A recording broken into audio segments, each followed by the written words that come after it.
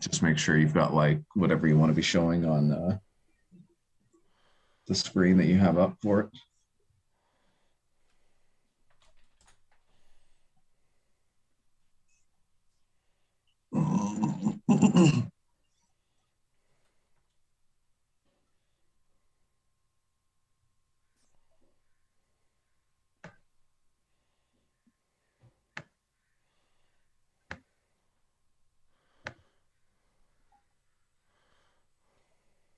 All right, cool. Looks like we're live. What's going on, guys? Welcome to the NFL live stream between the Las Vegas Raiders and the Cleveland Browns. Yeah, yeah. There you go. I'm just pulling chat up. Oh, is this working well on the? Let me. I'm gonna check on my phone too. It looks fine. Why was OBS so bad? I don't get it. Yeah, I'm not too sure. Lots of lots of weird settings that aren't very like intuitive. Yeah, I'm not too sure. Hey Tony, what's going on? Like we're not doing both games. We're just doing this Browns Raiders game. Yeah, yeah. Sorry, this took a little bit of. We had to switch setups. Big Rise on a winter vacation, so it wasn't natural to switch to my PC, but I think we're going good now. I thought it was my PC because it's running so much stuff in the background, and it's good. I'm happy, satisfied.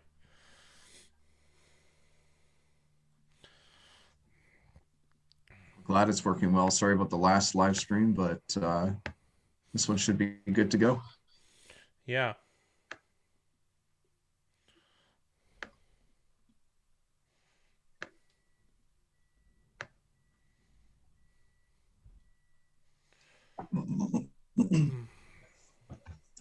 So far, it doesn't look like there's a ton of market value on this game. If anything, it's saying it's pointing towards a Raiders spread play, but not unanimously. So it's something they'll probably leave alone. I don't really like this. I don't like betting on such uncertain. Like Nick Mullins is playing quarterback for the Browns. Like what a hosing. Like this team's trying to make the playoffs. Oh, I went out to the post office today, which is inside Shoppers Drug Mart. They were selling these for 25 cents. This is just hand sanitizer. I don't use hand Yeah. sanitizer. I don't really care about hand sanitizer. But 25 cents, I bought all of them. There was 14. That's good. Yeah, it's so weird. What an Why did you interesting. buy all of them? It's 25 cents.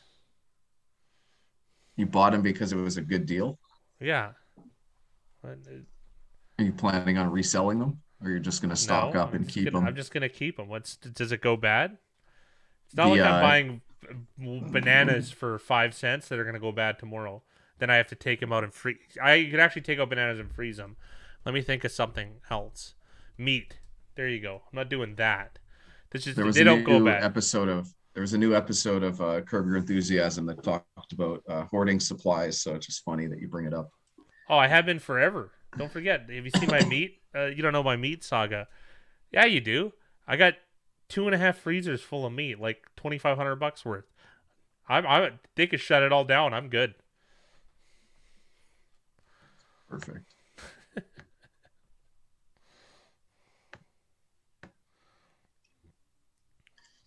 So Stefanski is not going to be here tonight. Mike Pryfer, I don't know how to say his name, is going to be the acting head coach. I actually don't know all the extent. I know Mullins is playing. I know that Mayfield and Keenum are out. So Mullins is starting. Stefanski's out. I'm curious who else is not playing tonight. I know they keep talking about it's going to be all Chubb and the Ernest Johnson. But pulling up Roto World now to see if there's anything to see from this. I got some basketball action today. Nice. I have Golden State Warriors minus 12.5 at even, and Golden State Warriors at minus like 500. So, and our friend that was taking all favorites is taking underdogs now. Yeah, you got to switch it up. Yeah, that's scientific. So, Anthony Schwartz is active. Harrison Bryant is active. Browns declared Greg Newsome inactive. Baker Mayfield, Case Keenum are out. Mullins will start with Donovan Peoples-Jones as his top receiver. Expect a wildly run-heavy approach from Cleveland, according to RotoWorld. Stefanski did not clear protocol. It'd be much easier if they just showed who wasn't playing and who was. Wyatt Teller is active. remember the old days with the press pass?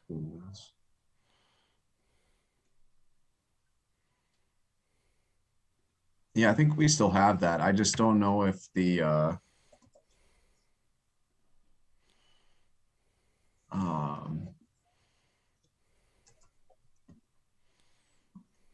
I just don't know how much, like, I don't know where to find all this information in one place. It feels like it's separated into different spots, but I can check this NFL communications to see what I could see from there. You know, we might be able to scrape that.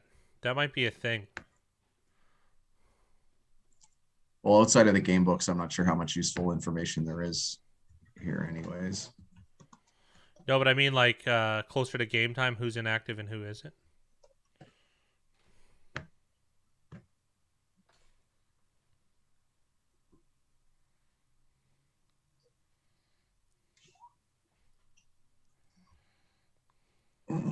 It's a weird one because usually like beat writers have it out on Twitter before. Yeah, they never used to though.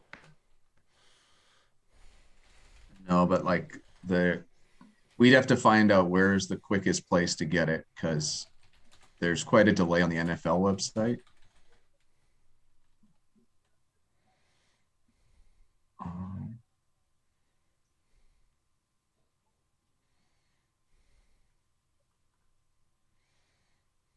Like for instance, there hasn't been any news today that we can see on NFL communications that gives us an idea of like who's playing or not tonight. What? It used to be more active. There's 3 stories today. Jonathan Taylor tops Pro Bowl voting. Okay, Some that's not sort even of a story. there's an advertisement thing, and then there's a Thursday night capsule for San Fran at Tennessee. Can you send me the login? I'm actually curious.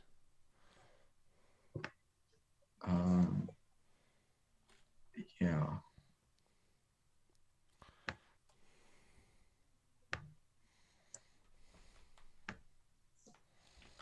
I sent you the link to where you'd sign in. Oh, on Discord? Yeah. Oh, okay. That's the username. And then Yeah. I'm guessing that's the password, but I'm not 100% sure. Yeah. The what was I gonna say?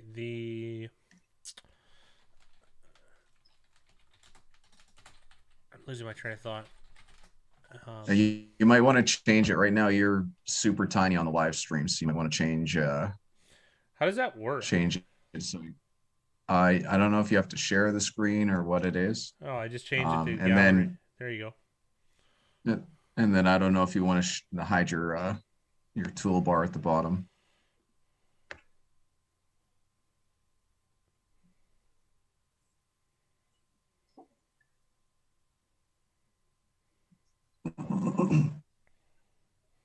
There should be like a settings thing at the bottom. And then from there, it'll take you into like a Windows thing. And then the second one down is the Hide toolbar. I got it.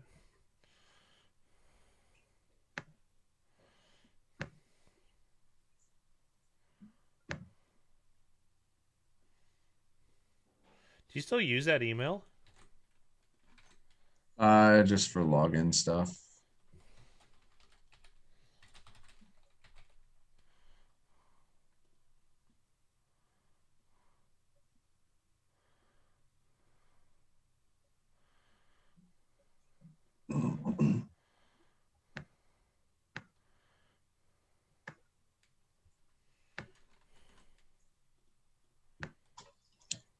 Yeah, as far as the market goes, the money split pretty evenly for this game between spread percentage of bets and spread percentage of money.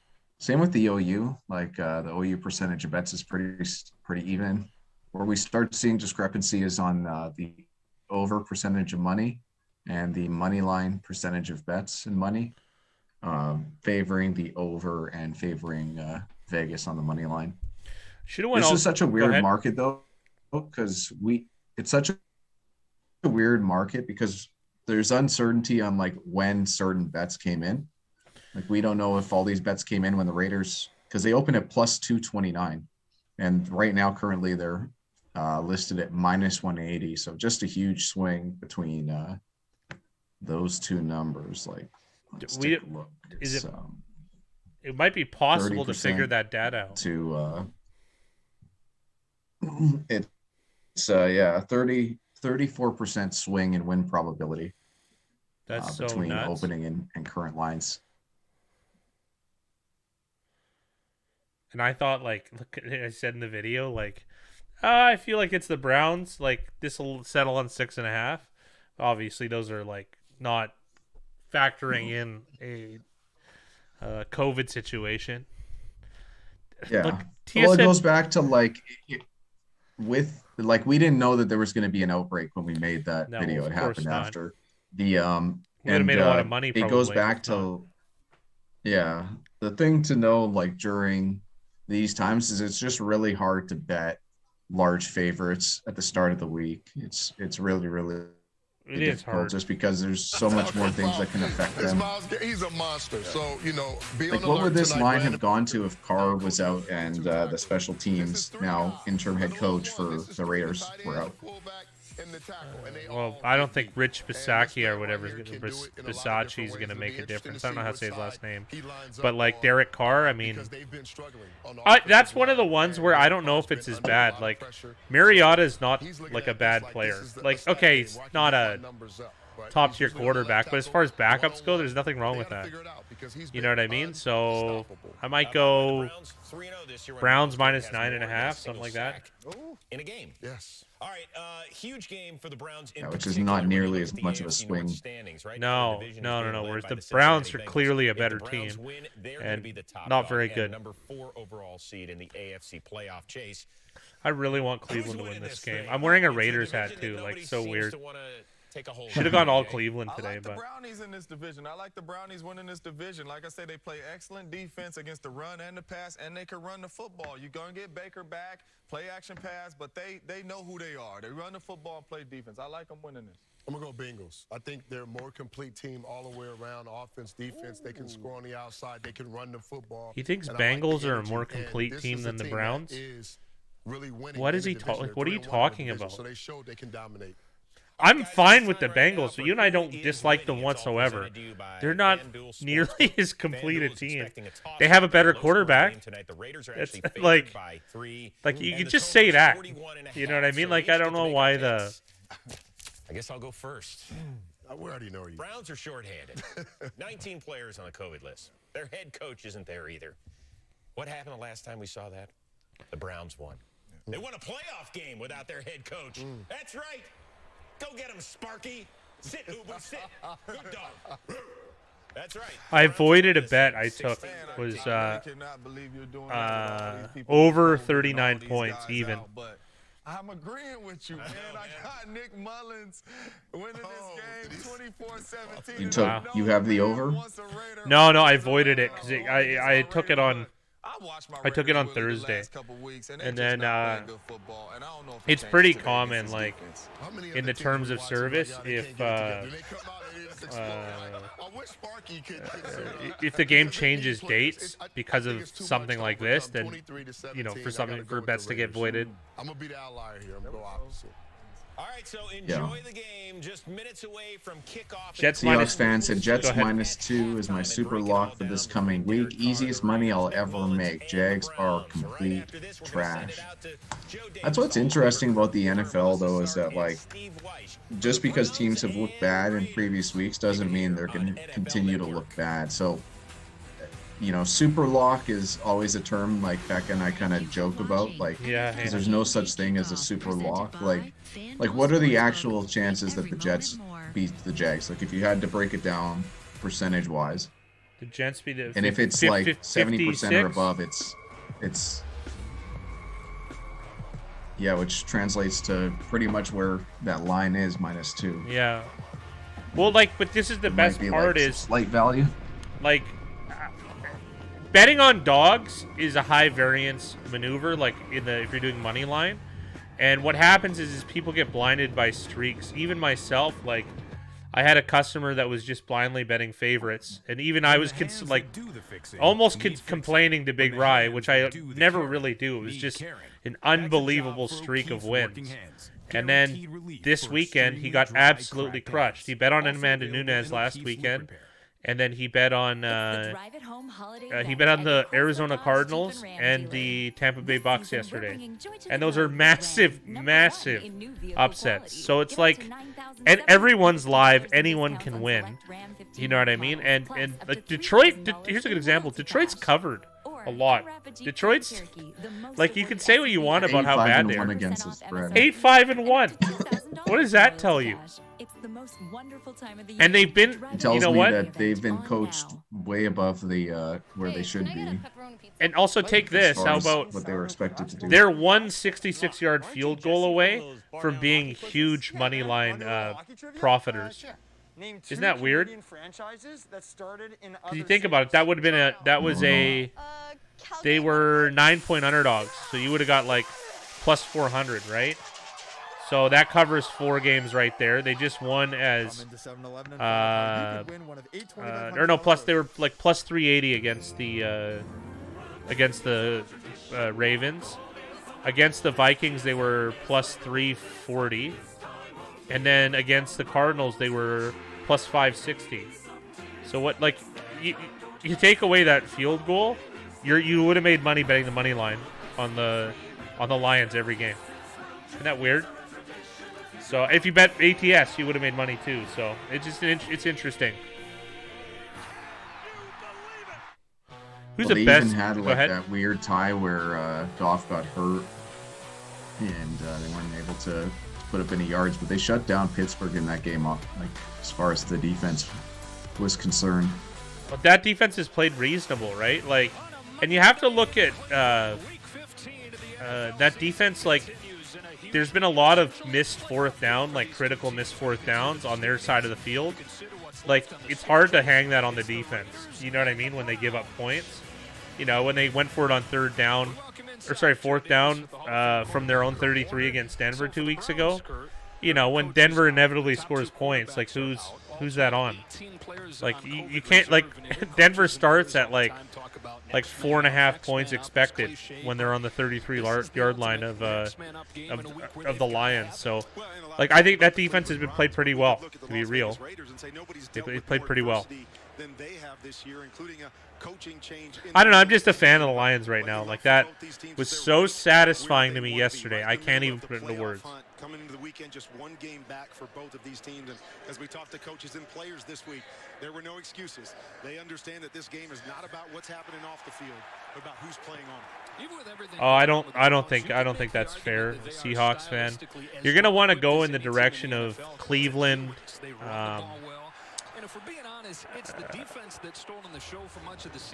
Indianapolis, and then we're probably gonna go. Green Bay's not bad. I don't think they're in that higher tier though. Who's another one? New England. New England's O-line has played pretty good. That New England O-line's actually, that might be number 1 right now. I think Cleveland on paper has the best O-line though, and Tampa Bay is way in the conversation, as well as New Orleans. So. or best offense? Offensive line. Oh, he was saying who's the best offense in the Offense. NFL Oh, this I thought you year. said So I was offensive very line. confused when you led with Cleveland. No. Best offense? Shoot. That's a good question. As a whole, yeah, I don't think you can go wrong with Green Bay. I still think Kansas City deserves a nod. The Chargers are in that conversation. They're so dangerous. They're so dangerous. And those have got to be the three. I don't think there's, and Tampa Bay. You know, even though Tampa Bay put up a huge stinker, they're averaging like over 30 points. You know, it's hard not to. They're the most productive offense fantasy-wise. I don't know anymore if you include last night, but those are in there for sure. So The Rams are up there. Oh, Rams, Green Bay, yeah, and Arizona Minnesota, too. San Fran, Arizona, Tampa, Chargers, Kansas City, Dallas. Like, Yeah, I think Dallas is a little bit Buffalo. Like it's. I think There's Cincinnati, no one that's, Buffalo. Like, really a tier above. That's fair. I'd say there's no one that's really a tier above. It's. You know what offense I it's like pretty though? Even, like. Which one? In terms of like trying to win a game, I kind of like. I like San Francisco because I feel like you have. Like, if you wanted to really just drain the clock, that's a team that can do it while not quite stretching the field, but, like, sustaining drives. I think that's the best team in the league at doing that. Like, as far as being built. I could make a similar case for the Colts, but Wentz isn't quite good enough for that. Oh, what a Bears hit. and Jags are the worst offenses. Giants is the worst managed offense. They're the worst coached team in the National Football League, in my opinion. And I think it's actually They're the most margin. underperforming, I'd say. They're horrible, like coached, horribly coached.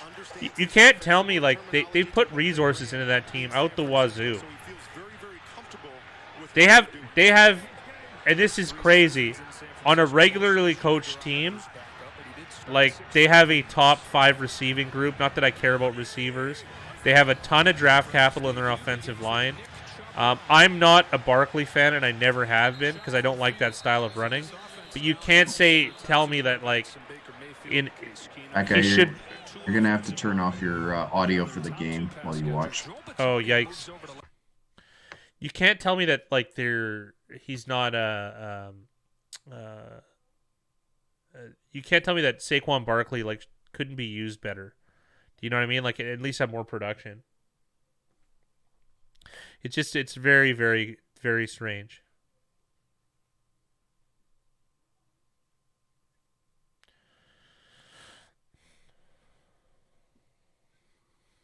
So Browns go to hurry up here on that second down and manage to get a short completion. That was nice. Good job, Nick Mullins. You know what? Like, so kind far, of keeping nice and easy and simple for him. You know, it kind of bothers me though. Like when they had Case Keenum, when they were playing the Broncos this year, and the Browns had to they had to do like those 2 drives to close it out. Like, and they were just immaculate drives, just ran so well, and then it makes you wonder like how. Like, they have Baker Mayfield. Like, how is there, like, the drop-off doesn't seem as bad as it should be, you know what I mean? Like, even this start so far looks pretty good. Like, the hurry-up, too. Like, Nick Mullins is a practice squad player at this point.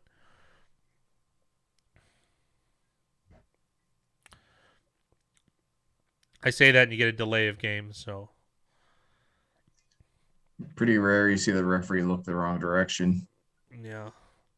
Maybe it's the camera not flipping.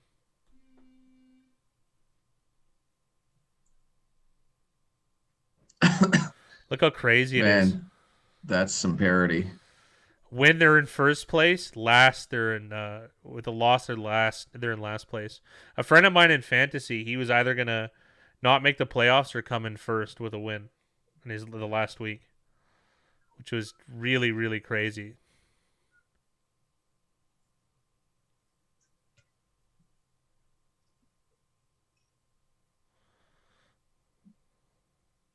And Joku's got multicolored hair.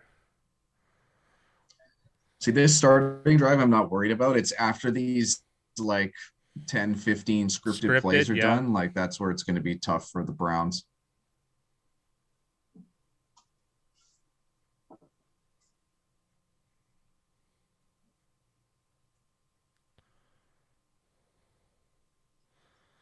Holy smokes, they blew that up.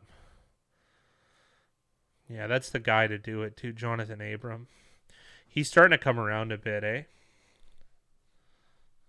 Well, if he gets to play down in the box, he's a really, really talented player. If he's having to sit back in coverage, he's going to get taken advantage of with a lot of how these strong safeties are nowadays.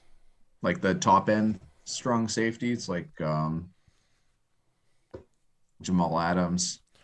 Jamal Adams isn't even a good coverage player, really, though. Like, well, that's what I'm saying. Yeah. Those guys are liabilities where, you know, it counts a little bit more. But there's 2 plays in a row where he's in the backfield helping out, either making the tackle or as part of a group. Those first 2 runs are all right. I'm not sure if those are the first 2 runs, but the last 2 runs we just saw, it could be trouble for the Browns this game on offense. Yeah, that's true.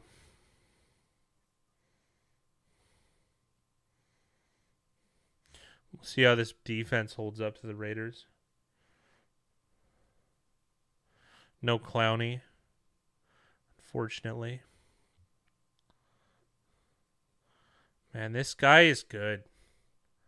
This guy is really good. He's the best value pick from this draft. We'll always have those first 2 plays. Yep. Yeah, exactly, Lucas. So what? Renfro was what, a 5th round pick? Like, Renfro's been like the most improved player even from the start of the season. Lucas, I actually have nothing. This is a rare game where I have absolutely nothing on it. I'm actually a Browns fan. I like the Raiders too. I'd prefer the Browns to win, but like, whatever. I just want to enjoy the game. I actually have nothing on it though.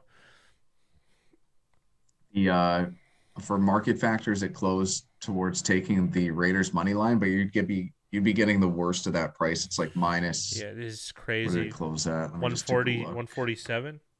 That's minus 180 is what 180.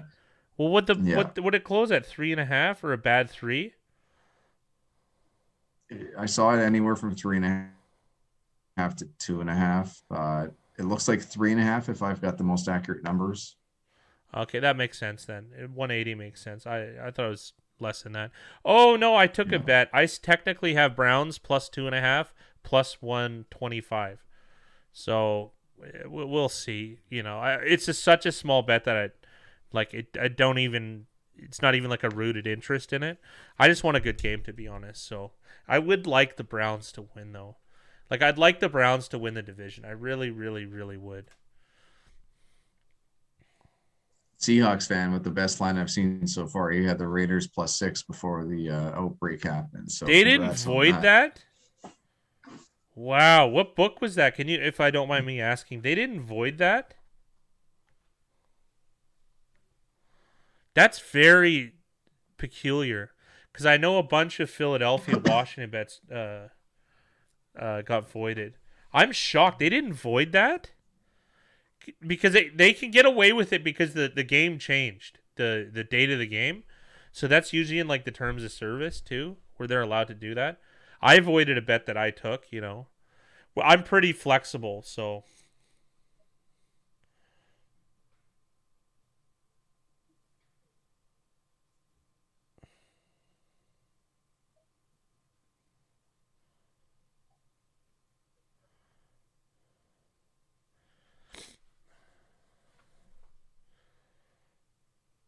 I want to know what sportsbook that is. I like it.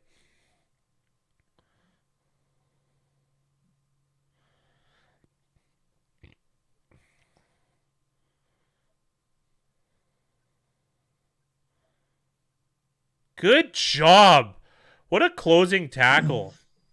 I Tacky. didn't like that throw from Carr. Carr like really neither. put a lot onto that throw when Yeah, he did. he didn't need to. And That's it's such a common thing threw in off the timing NFL. for that. Who was it? Who's 86? That Moreau? Not sure who that was. I think Moreau's 87, so it was one of the third string blocking tight end? tight ends. God, this guy is good, man. Doesn't like Renfro just reminds me of a guy who's gonna like be a better Julian Edelman, or which is hard to do enough. Like Julian Edelman's almost a Hall of Famer. Like he's not gonna get there because you have to win Super Bowls more or less. Like when you're a player like that, but like it just looks good. Like it's pleasing. He's a football player. You know what I mean? Like I would imagine he could probably play secondary. Like that's the type of player he is. He reminds me of like a smaller Jason Witten, like a guy that looks like he shouldn't be able to get open, but he's just consistently open. Is this a face mask against Cleveland? Holding offense. Wow. That's really helpful for this drive. It's a holding on the Raiders. Yeah.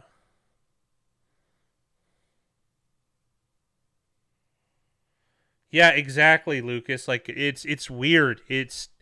And like that, remember that tackle he made on special teams? I don't remember which team they were playing. It might have been the Chargers, and it was really impressive. And like he's a great returner. He's got great hands. He's really good at just sitting in like playing slot, sitting in against zone defenses, sitting in the right places. And yeah, he's got wiggle too. Like he's deceptive. It's so weird, man. Like what a value pick. Didn't he get drafted in the same round as Henry Ruggs? And you could say what you want about like the Ruggs, car accident, this, that, and the other. I'm not even talking about that. His on-field play was better than Ruggs if you completely take out all the external factors. It's just nice to see. You know what I mean? It's hard. You'd be hard to argue that he's not maybe the most valuable receiver in the league when you take in terms of what he's getting paid, because he'd be getting paid $500,000. Like when you're a 4th, 5th round pick, you just don't get any money really. So, and a lot of the other receivers say that they take their route running from him. So, but he's not the athlete of any of these other guys, but like, boy, does he outdo them in every other aspect of the game. So I guess his ceiling, his career basement would be Wade Corbett, and then his his ceiling would be Julian Edelman. I'm such a Julian Edelman fan, though. It's so weird. Even though I said that Renfro might be a better one. It's true, though. It's true. The trajectory is plausibly there. Kind of like that. Who's that, Deshaun Jackson? Like the only thing I'll say with Renfro is like, I don't know how much better he could play. That's the thing, though, is you're going to see him. He has to, like, if he ups his targets, do you know what I mean? That's going to have to happen.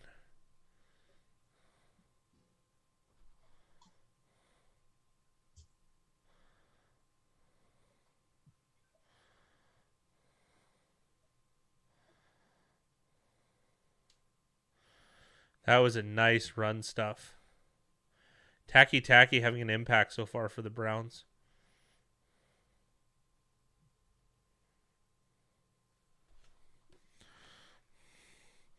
Wonder how Gruden's doing with his lawsuit.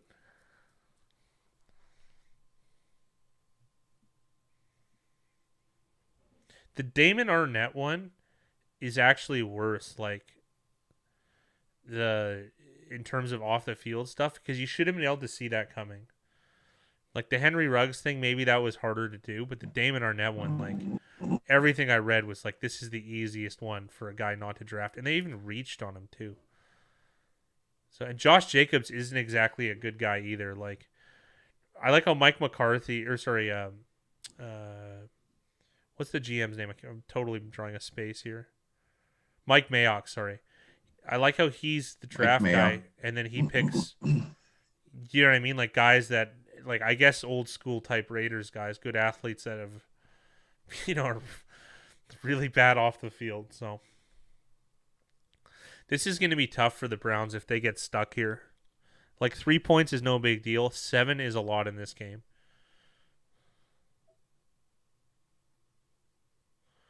This looks like it's going to... Oh, nice. I thought that ball was going to come out when he was in the air. Peyton Barber? Just... What an interesting roster, eh? Yeah, he's actually played really well for them. He's one of those guys that he played well out of necessity, you know what I mean? Like, when he was in Tampa Bay, it's just because they had nobody else. Like, well, he was the best. Like, he was clearly the best. He's the guy that got the most run. Yeah, but I think he learned on the job a lot. Like, look at the hustle from 94. Play. I almost don't even mind it, to be honest. That just look really slow from Carr, though. Because your lead blocker is Renfro. I know that sounds stupid, but like, I don't think I think he was supposed to toss that to Renfro early, but something spooked him, and then he was stuck with the ball. So many controversial draft picks. Yeah, the 30 for 30 on Gruden Mayock would be interesting. It would be. I think it was a bit of a witch hunt for Gruden, though, because like, how many, like, 36,000 emails? He couldn't be the only one saying bad shit on a private email. Like, it's just, that looked like a false start to me.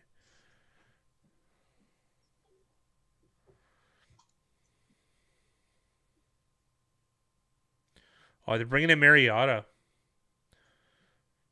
Oh, he already was in. My bad. Shouldn't they have had him in on the first play then? You know what I mean? Like, why not trade off there? Like, what was Carr doing on the first play then? We got a holding on the Raiders. I don't know. I almost want to decline that. There's got to be some more math on like when to decline sometimes, because like, second and long and third and short, I don't know. I'd have to do some math on some of these, like, or their analytics department should. On the goal line, I'd rather push a team back.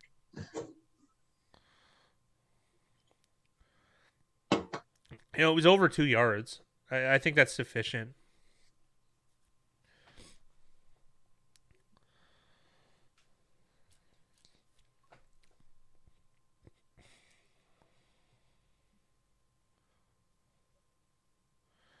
This guy, man, is so good. See that decision? He's like, I can't get out of this. I'm going to go down instantly.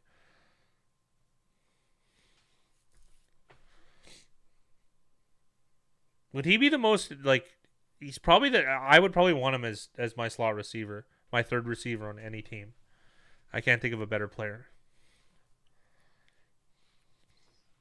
There's probably guys that could play that role better, but he's done really, really well in his situation. The whole product, the whole encompassing product, I don't think so. Oh, that's pure false start. That's such an I don't know if that was some goading by the Browns, but they didn't encroach on the neutral zone, so but they can point all they want. What's the issue here?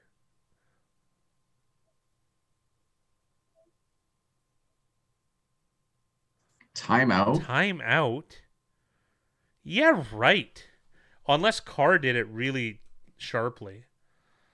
But, like, is that even a good use of a timeout? Like, we're starting to delve into that, you and I, and it's very interesting. Oh, hey, that's interesting for the that other thing that we found from that the purple website. Yeah. If the quarterback takes timeout, I feel like this is more like use one. Sorry, can you repeat that? You cut out a little bit. This is looking more like what? Well, I was saying, like, the Raiders feel like one of those teams that would use it. Yeah, exactly. Be more likely to use it early. Yeah, and I don't think it's good necessarily. I don't know this coach at all for the Browns. Very interesting.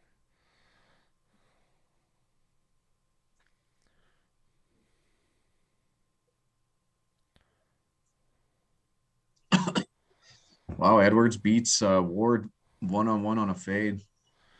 You don't see Denzel Ward losing that very often. No, but that's also, like, I talk very, very poorly about Derek Carr, but that's the one throw that he is really, really good He at is good making at it. compared to most. That was perfect And too. that was great. That was really good. Sometimes you're in the NFL and guys just make Let's good see plays, this. and that's No, let's see this the extra case foot. there. That's what happened to Ward. Oh, that's so clear in his day. I thought he swung his other foot and stepped on the white. That's just a clear touchdown. Bryan Edwards is such a manufactured receiver too for the Raiders, 3rd round pick. Kind of thrust into it.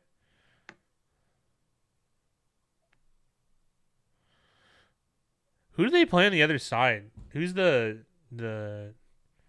Z receiver or the Y receiver, the other outside? Is it Jackson then? They have Deshaun Jackson. Yeah, but he's. I want to say Zay Jones, but I think Oh, he's gone now. I think he's somewhere else. No, because he came from the Bills to here, right? He did come from the Bills. Yeah. Because he was a 2nd round pick. I'm just curious what snaps they play because that's the Renfro's only not going to 4 play receivers they outside. have on the roster is those guys. So then they just Daniel Helm was the tight end who yeah. dropped it that first one. They only have 4 receivers. So then what are they doing then? They're just going to rotate Zay Jones and Deshaun Jackson, and when they go 4 wide, like I guess if you go 4 wide, you're probably going to use Darren Waller. Like that would be the play, wouldn't it? Yeah, and Waller's out. Yeah. So they really don't have much on offense, like as far as I'm trying to figure out where a lot of this roster is. I like how Alex Leatherwood's playing guard right now. They only have What a weird pick that was too. I like offense. I'd rather take a chance on offensive lineman. well, like Richie Incognito's on IR, Derek Carrier's on IR, Kenyon Drake's on IR, Gerald McCoy is on IR, Denzel Good.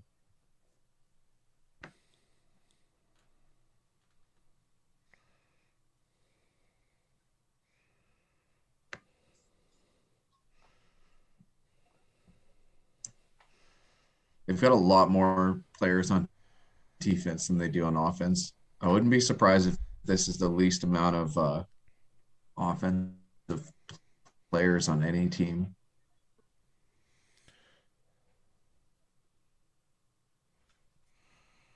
Remember that year, the football team when they were the Redskins? The 2 years where they had over 50 players on IR? Like, how are you supposed to do well? Like, I don't care who you have coaching. That's just, like, too much. It really is, too. Like, and people make or overrate, like, when stars get injured in terms of, like, the, like, transcending win probability. But, like, if the guys you're training to be their understudies get hurt, too, like, I just don't know how you can compete. I really don't. Because football, there's so much It just shows you how procedure. thin of a line it is to make the league. Like, it's such a thin line. Like, there's probably 400 guys that could play in the NFL right now that aren't on any rosters, not on any practice squads. Like, it's so thin at that end. Yeah, but it's more like the procedure and the scheme stuff. Like, that just takes time. And you can't exactly play catch up with players too, because the NFLPA only lets you do so much. Are they highlighting That's why it'd be interesting to see like how many players from certain teams, like in college, like can fit more seamlessly into it. Yeah. Oh, Michigan's feeling it. Is that a 2-game win streak for the Lions? It's 2 out of 3. He should be really happy. That's the biggest upset I've seen in a long time. That was such a satisfying win. Oh, what a run by Nick Chubb here. It's so sick when he gets in, like, when he's able to, like, churn through, like, do you know what I mean? Like, those first few, like, near tackles. He just feels like he can break it to the house. He's up there for my favorite running backs, you know. I don't know how, like, Jonathan Taylor gets a lot of credit. You can't tell me he's like head and shoulders above Nick Chubb. Chubb's really, really, really good. Chubb's really good, but like watching Taylor this year, Taylor's by himself at the top. It's pretty crazy how well he's able to see like inside the box and make the most out of his blockers. It's so impressive. Good and vision. I'm the biggest Nick Chubb fan. Yeah, that's true. But like it's even more than vision. It's like the sense. It's like back to when Le'Veon Bell was at his best. Like he's just able to make the most out of every single run. Look at Abraham make that tackle 1-on-1. That's not a. That's pretty good.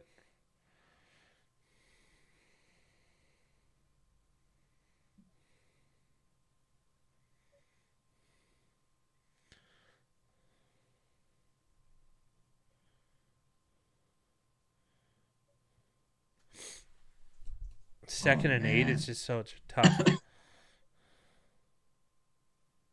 That was weird.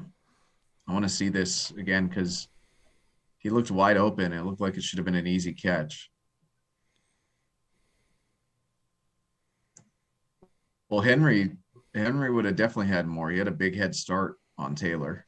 Yeah. Oh, yeah. I think Henry was like at 120 yards a game, and Taylor was at like 107 yards per game. So, like Henry was definitely on pace to be the best, but to be the most Taylor productive. like is more traditional. Henry is like, it's almost unprecedented what Henry's been able to do. That's just a drop, Big Rye. No way to slice that. Yeah, you suggesting Henry is not crazy at all. Like it's a very reasonable argument, and you're right. I would say too. So like running backs don't mean that much to me because you can make up those guys with, you know what I mean, 5 other guys, and the best part about having 5 guys is if someone gets hurt, who cares? You know, like not who cares, but like it's not damning. You know what I mean? Whereas like it does hurt a team when they're top heavy at running back. That was a great play by the Raiders DB. You know what I mean? Because there is a drop off for all those teams. Jones actually caught that and it got batted out. That was nice. We're gonna see a lot more of that, I think, in the NFL.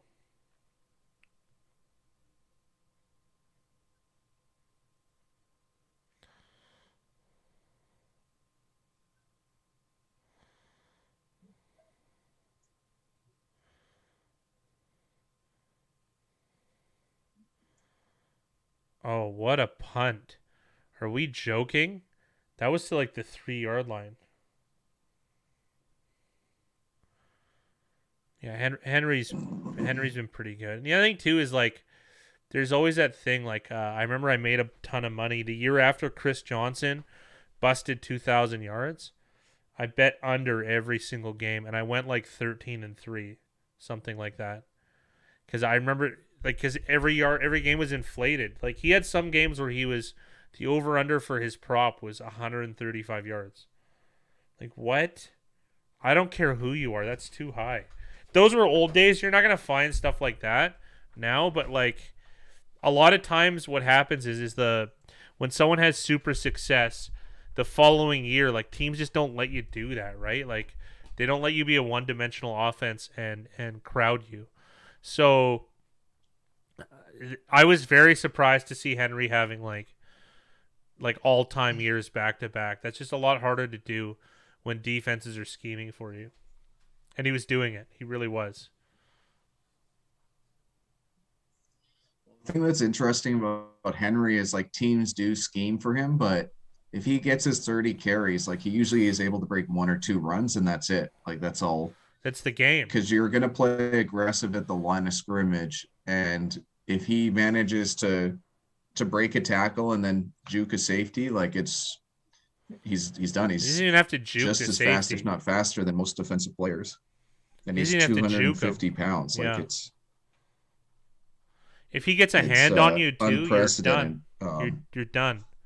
If you're 1-on-1 and he gets a hand on you, it's over. You're not getting him. And he has that like weird kind of gait, kind of like how Gronk does, where if he has a stiff arm out, he can run slowly, but there's no way of taking him down. You know what I mean? Like it's just a freight train, runaway freight train off the rails. I saw a funny tweet. They were showing the highlight of Travis Kelce's touchdown on Thursday night, and he goes, for all those Gronk lovers, he goes, show me when he did this. And then this guy had a highlight reel of like 7 plays that were better than that one. like, and they were like one-handed catches and pushing people over, or like he's triple covered in the red zone. It just gets laser beamed and he catches it. It was really, really, really funny. It was a guy posting his I mean, it was probably some kid, right? You know what I mean? He's only seen Gronk on the Bucks, but few remember how good he was in those like 2012 era, 2011, that type of thing. 2013. Oh, he's such best tight end ever. Who's making a claim though, and in a weird way, is George Kittle. He doesn't quite have the offensive acumen yet, but you could argue that he's more integral to a run game than Rob Gronkowski ever was, which is saying a lot, by the way.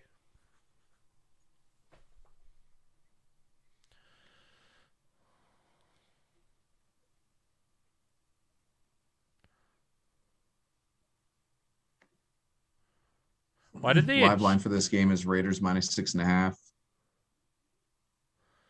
Raiders -300 and the OU set at 39.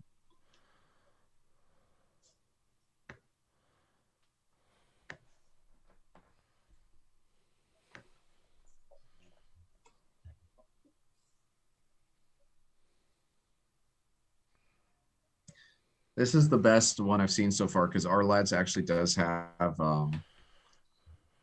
COVID stuff. So they're missing Jarvis Landry, Jedrick Willis Jr., James Hudson. It says Wyatt Teller, but I think Teller's back. Austin Hooper, Baker Mayfield, Case Keenum, Kareem Hunt, Malik McDowell, Fetty Odenigbo. They're missing both safeties, Ronnie Harrison and John Johnson III, and Grant Delpit. So they're missing 3 of their 4 safeties. Wow. Cornerbacks, Troy Hill and AJ Green. Linebackers, Mac Wilson and Jacob Phillips, as well as Jamie Gillian. So that's why we get to see Dustin Cole quit tonight. Oh, yeah, their punter's out too. Scottish Hammer. So lots of guys. And then Mike Pryfer is the special teams coach that is the head coach for this game. So with all of those things, all of that combined translated to a 34% change in win percentage.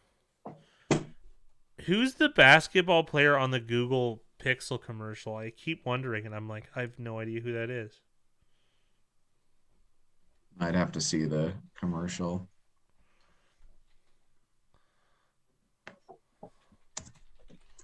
Oh, you're talking the Junkyard Dog? I don't know. Jerome Williams. Earl who? Jerome Williams. Jerome Williams.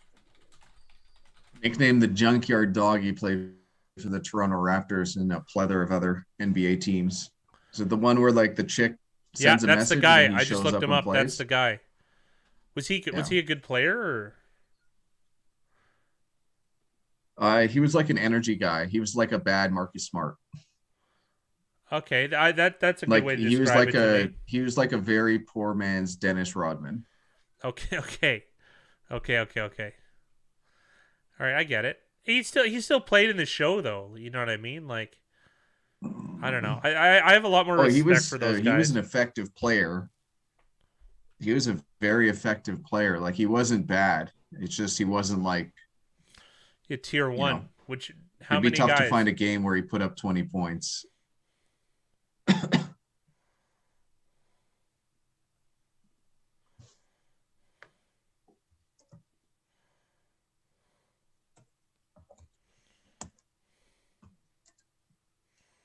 Oh, this looks bad for Carr. This is offensive pass interference. It's got to be.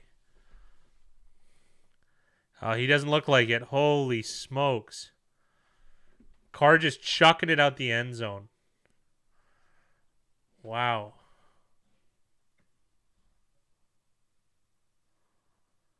Are you really going to call that against the Browns?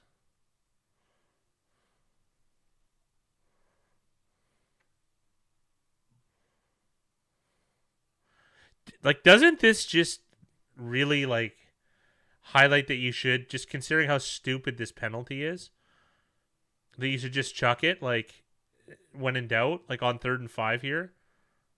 Throwing that interception is no big deal. Like, you know what I mean? Well, not quite, but wow, that's a bad PI call in my opinion. It's two guys equally fighting for the ball. And at the end, I think Zay Jones was more egregious. What a stiff arm.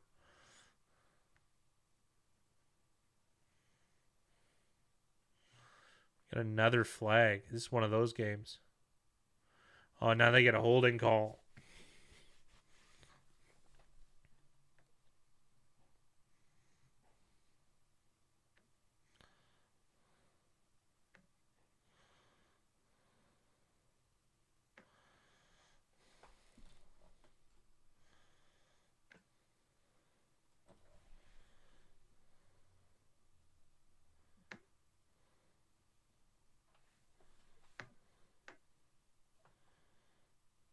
Wosu Koromora is playing. That's nice.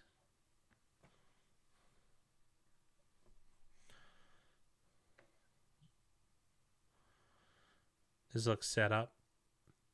It's not a bad play by the Raiders. Sorry, who's the third tight end again, Big Ry? I think it's, I forget his first name, but Daniel Helm, I think. Yeah. But that's Foster Moreau, 87. Waller's out, so it's really just the two of those guys at tight end this game. They also do have a fullback, so I'm sure there's some flexibility there.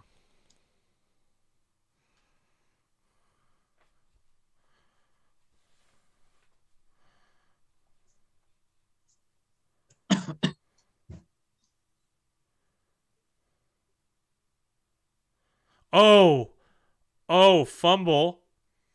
Wow, nice punch out. Whoever did that. They're putting the camera on Garrett, but I want to see it's probably someone in front of him. Brian Edwards with the most obvious fumble I've seen. Oh, he was losing already it out anyways. of his hands, yeah. but 36 punched it out. Good. And guess who picks it up? Heads up play from Hunter Renfrow. That's MJ Stewart Jr., formerly from the Tampa Bay Buccaneers. I think he was a Brownie at some point too, but maybe it was just this recent iteration.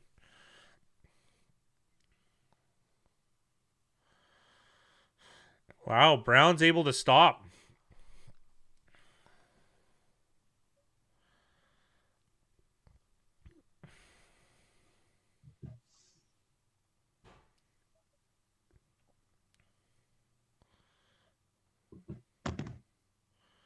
Hitting Morrow in the shoulder too.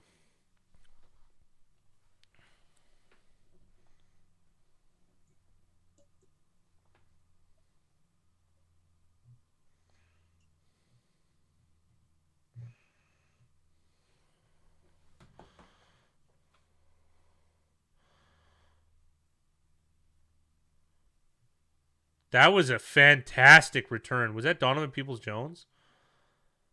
Yeah. That was fantastic. He only got, what, almost 15 back to yards? the first down marker. But that was pretty good.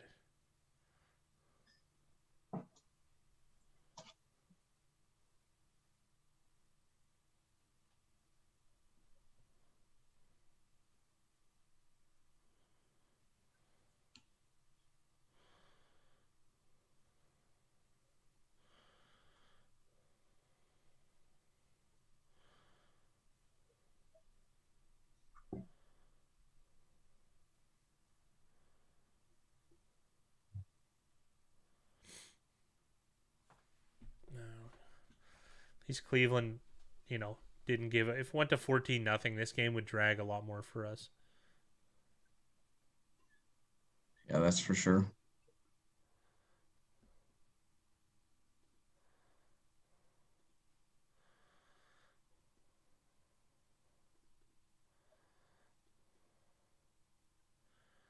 I have so many tabs open, it's crazy. I want to do a virtual machine, but it's I don't know if I have the RAM for it, especially with everything going on. So, new computer will probably be the next purchase. I'm gonna have to go on more of a run though. You know what I mean?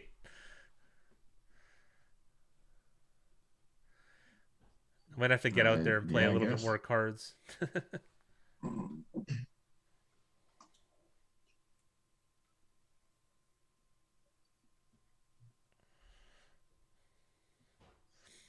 You know what I was realizing too when I looked through some stuff? GitHub might be the most important website in the world. It's definitely very productive. Like, think about how garbage social media is, and then like GitHub solves the world's like technology problems. Like, it really does. It's crazy. Oh, whoops. Fat Guy is very prone to making mistakes especially live on stream. He's showing his ass to sell this film, just like Tommy Wiseau in the cards.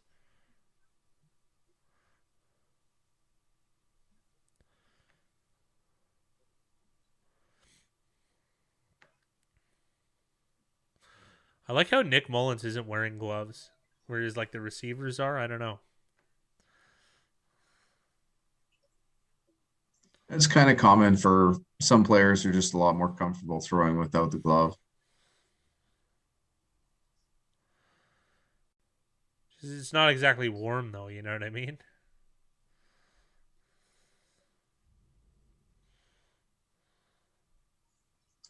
Be interested to know like where he played college and stuff.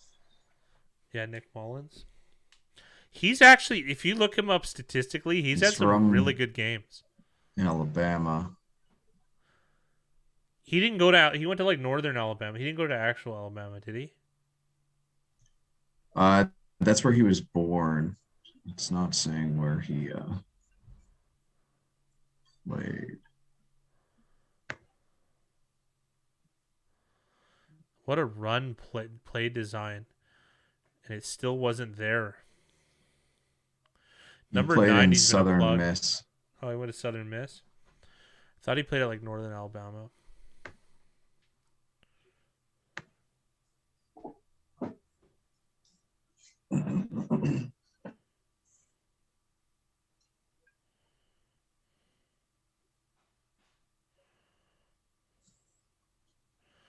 I like this defensive setup from the Raiders right now. This looks effective to me. Yeah, and I mean, like, that was a very contested catch. Another play, Jonathan Abram, the star of the Raiders defense currently. Well, this is such a great, talk about the perfect match for Jonathan Abram. Like, this is it. Like, the other team is, for most people, from outsiders looking in, they're expecting heavy run from the Browns. And if Jonathan Abram can focus on the run game, he could be a very effective player. Even against a strong running team like the Browns. It's just more reason for him to, essentially move to linebacker and maybe have another guy back there that could play safety more effectively in the pass game. But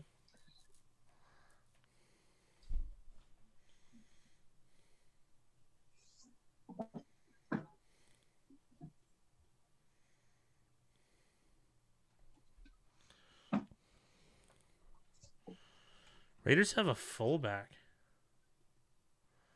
Sutton Smith from Northern Illinois.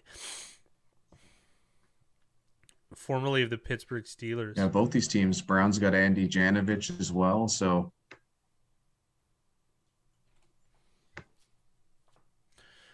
Jonathan Hankins.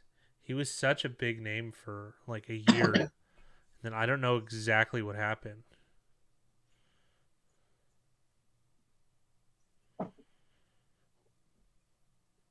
He's drafted in the second round. Because he was holding out for that big money, and then he went on those like 1-year stints. Yeah, and he had 1 year in Indianapolis, and then didn't do that well.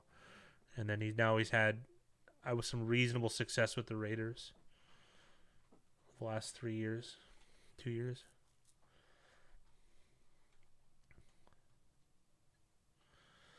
This defense isn't that bad. The Raiders it should perform better though.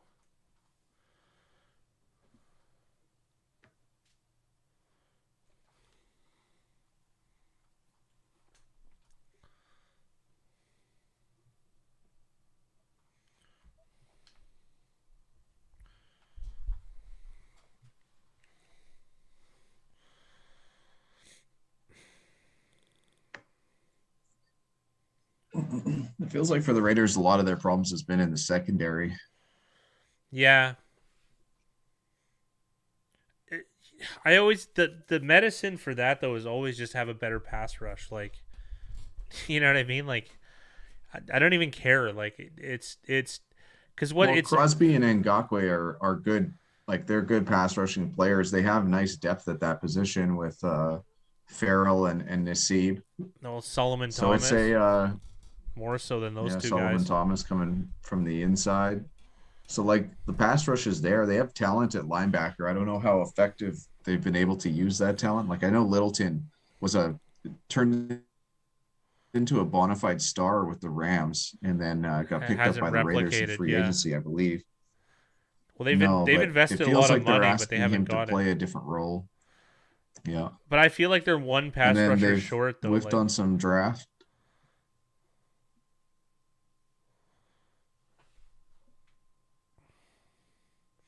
And like pass rush, I watched a game with my dad. He goes, "Look how tired these guys are." I'm like, "Yeah, it doesn't matter. That's the thing. Like, you can be the best player in the world if you're tired. Like, how are you gonna play defense? You can't. There's no plays." That's why, like, the hurry up offense and 2-minute offenses, like, it's almost like a gimme for the offense. Like, those drives are just so much easier. Well, it's at the end of the game. They just close it out at such a high frequency. But that's why we liked that Philadelphia team that won the Super Bowl. They had a 9-man rotation of like good players. This is a nice run. Yeah, same with the Seahawks. Barber.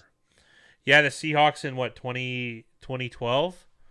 Like you and I weren't even to kick Michael Bennett inside. Oh, so good. Cliff Averill. That was a good team, man.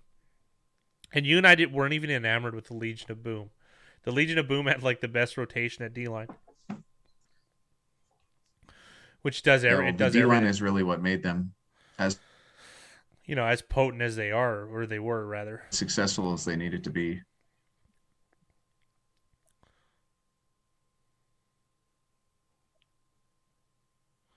That was nice. Nice wrap up 93. It's so hard to get a clean tackle on the quarterback and not get a flag or something, but still, initiate some sort of contact. Well, the Browns played well on that play. They had almost everything covered.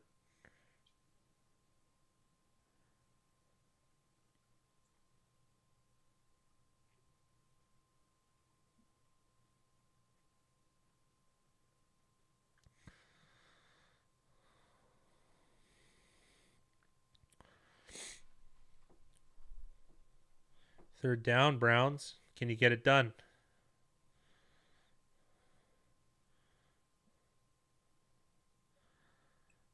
Man, or was that Barber? Either way, I just saw his chain.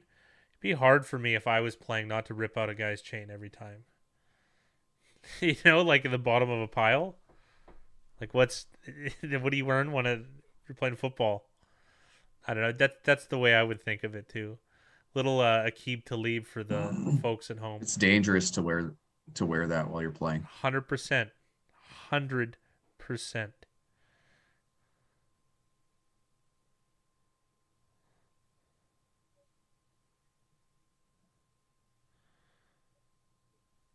I like what they just did there. Did you see that? Greedy Williams able to cover Deshaun Jackson there. Not an easy task. Oh man, he had a little hold on the inside. But they ran like that out route with Peyton Barber to get a one-on-one with Jackson on the outside. That's the way to do it. It is. It didn't work out, but like that's hard for a cornerback. Is you could say you want about Jackson's age or like whatever. It's still a tough ask to cover him on a go route one-on-one. It is, especially when he could turn that into a post really fast.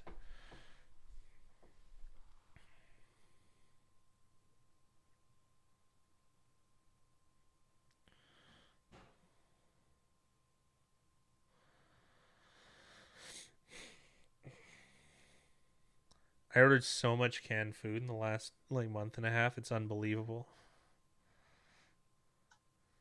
That's good. It is stocking up. The unforgiving winter, followed by the Ides of March. Can't ever have your back, leave your back uncovered. Surprise! Line for this game 7.5. Raiders minus 400. OU's at 33.5. I'm surprised that I was looking at esports and the totals are really low. I wonder when that's going to take off. I was going to ask everyone's opinion on that. Because I feel like that's got to be the newest wave. Like that'll be more popular than sports betting at some point, in my opinion. Like traditional sports. But the limits were like $100 and stuff like that on Pinnacle. You know what's interesting about esports is like maybe I'm just naive with how much money's in it, but it feels like pretty easy to kind of throw events. For sure. Like cheating could be more of a thing. Like throwing games and stuff like that, but like I don't know. There's got to be some governing to it. Like there's got to be a way to I mean it's like anything though. Cheating, okay, I guess it's easier to do that. Cheating in boxing, that's the easiest one. A lot of those Triller fights, like the former Jake Paul ones, like I watched a couple of those garbage events, maybe just one, and some of them seemed very, very suspect. Cheating in horse racing happens all the time too. That's another big one. Look at that weird little flip on the back of Brian Edwards' hair.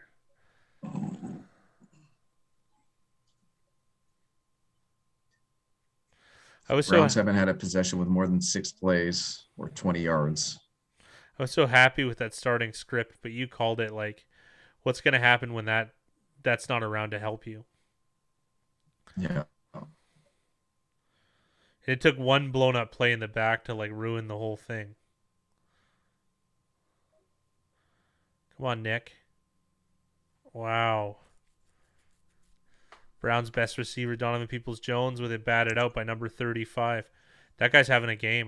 That's hard to say that name. Faison? He's knocked out 2 balls now against Donovan Peoples-Jones both times. That was good. That's good defense. That was a hold. Surprised Mullins didn't run that one too.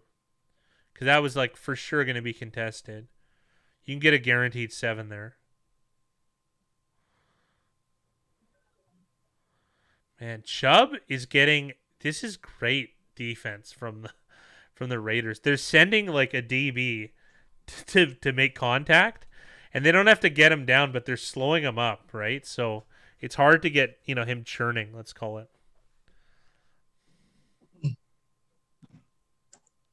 I want to see how aggressive the Browns get in the second half if they're down.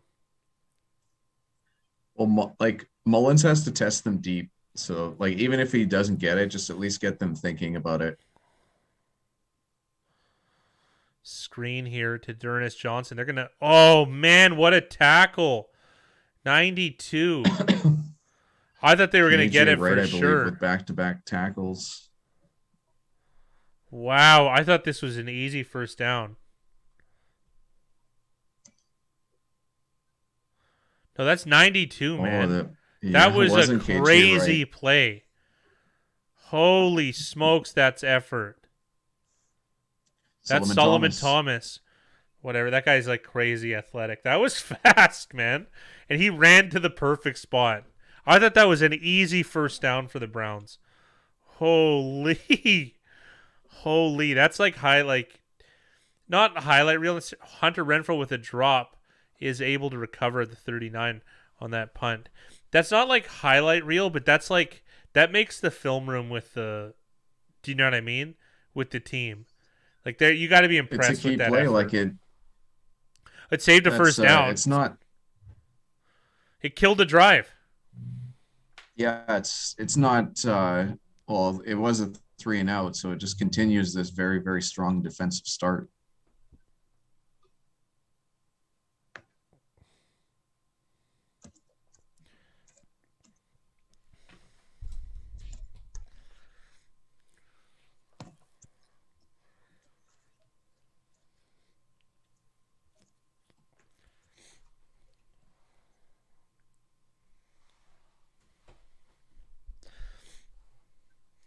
What's going on, King Elso? How you doing? I always liked that name, Kelso. I had two close friends who had other close friends named Kelso, and I never met him. Kind of like how Kramer had, he had Bob Sacamano and Jay Riemenschneider, two guys that get mentioned multiple times in the show and no one sees them. And I always thought that was a cool name. It's fun. It's fun. Big Ryan and I don't exactly have the funnest names. Are you kidding? Your name's the fat guy. How much more fun can you get than that? Clearly you are. I like how so I remember we had some YouTube comments like, man, this guy's name is the fat guy, like as if it was offensive. I came up with the name Big Ryan the fat guy. That was it. We both, Big Ryan and I laughed and like, yeah, we should do this. That was years ago. That was great.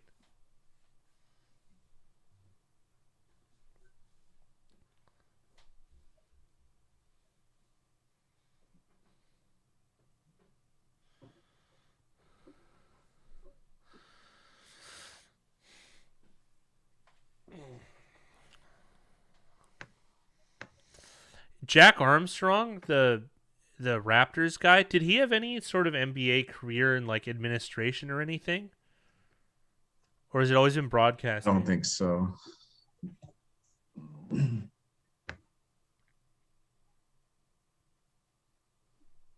He's wildly popular though. Yeah. He had a coaching career from 89 to 98. He was the lead coach of Niagara University. That he's been in the trenches a little bit. I mean, you've coached basketball before. I've coached soccer. Weird. That was one thing that I was like, I actually thought I was good at. I bet you were a good coach, basketball coach, I would guess. We won a lot of games. I've never heard you slide something like that. Very strategy driven. Well, I would imagine like that's kind of one of your specialties, obviously. In the format you were playing, it was strategy dependent for sure. It was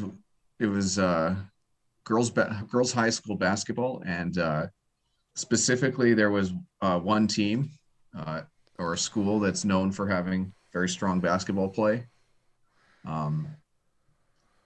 And they had one star player that was easily the best player I'd ever seen play, like at her age.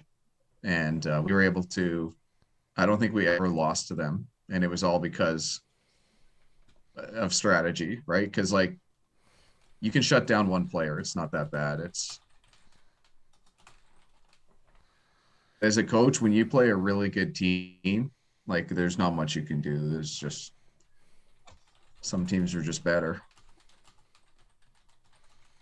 That must be so frustrating for some. Like, there's probably like a handful of coaches in the NFL that are actually very, very good at what they do. But you go up against a team like the Patriots, who just had like 20 plus years to get it right. Like, Yeah. it, it it's tough to compete against.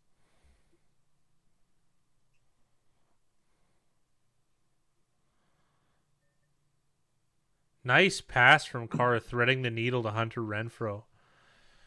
The sticks are At this moving. point, like Renfro should be double team. Like it's a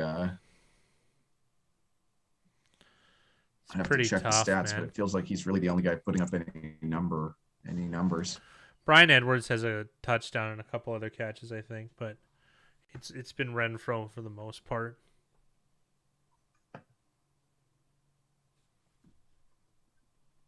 Yeah. It says only 3 catches for 32 yards, so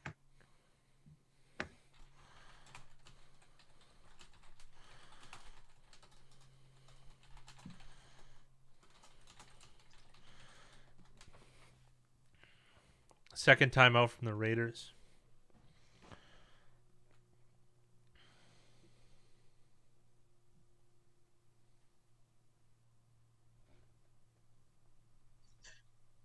we're pretty quick to jump on teams for taking these types of timeouts, but they're, we might be a little bit too harsh because at times, like these timeouts for whatever play they had called could be really worth it. But then it goes back to that conversation of like how much freedom do quarterbacks have to change the play at the line of scrimmage. Like, you kind of always want to have some sort of contingency plan if you don't like the play you're in. Well, that would affect the likelihood of taking a timeout. I could see the Raiders wanting to get it right. Like, you're really in the driver's seat here. You're against a really, really depleted offense. So, I don't know. I don't think it's unreasonable to be, I guess, more cautious. I just don't like... If the Raiders were dogs, I don't like the idea of them taking timeouts for procedure.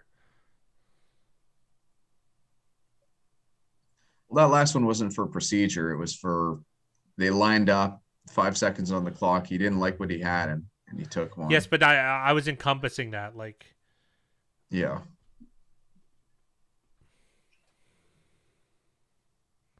Nice block there from Foster Moreau. Coming back in motion.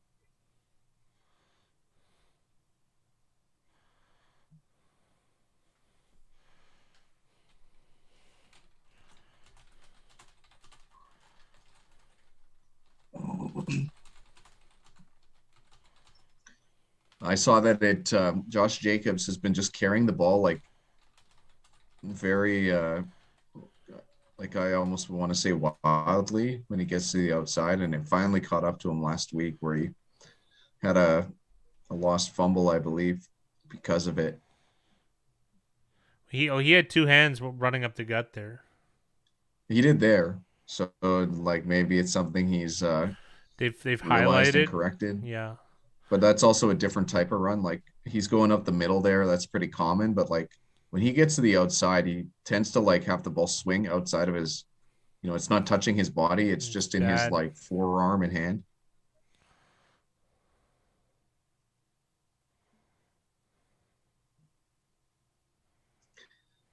It's just like a feast.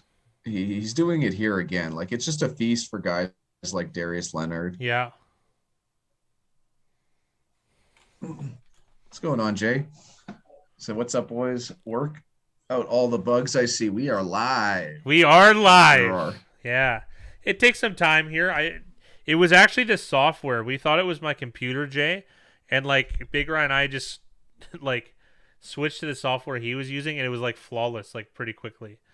And like it was less user friendly for me, but like whatever, it worked. So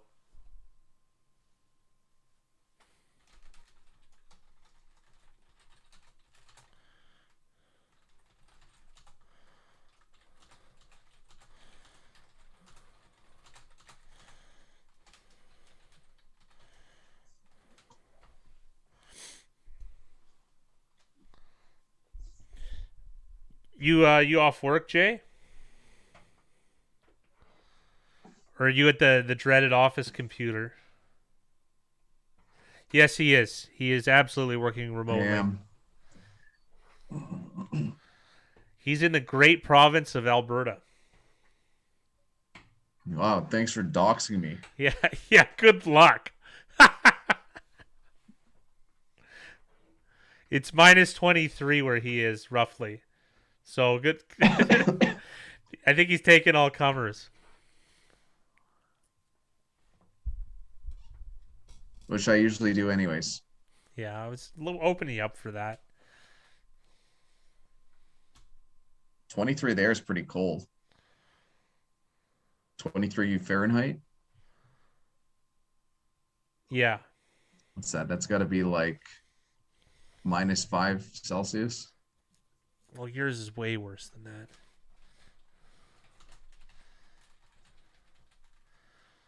I don't know any of like the really cold Canada. I've never actually been to it. 23 in the morning, 30s in the afternoon. Yeah, -5, yeah. It swings here from like 32 to like, here, let me pull up what it is.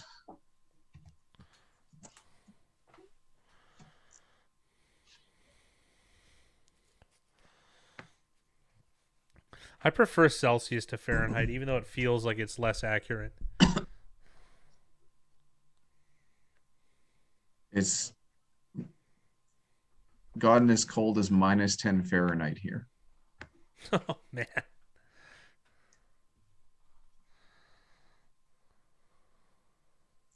No, we're not going to be live for the next game. It's just this Browns one.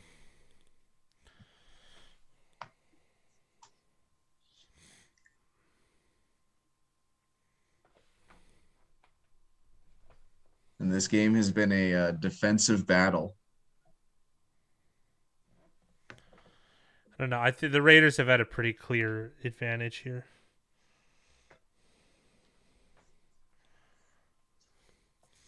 Peyton Barber's almost been better in between the tackles. This is a pretty big hole, though. Nice bump, though, to keep it going there.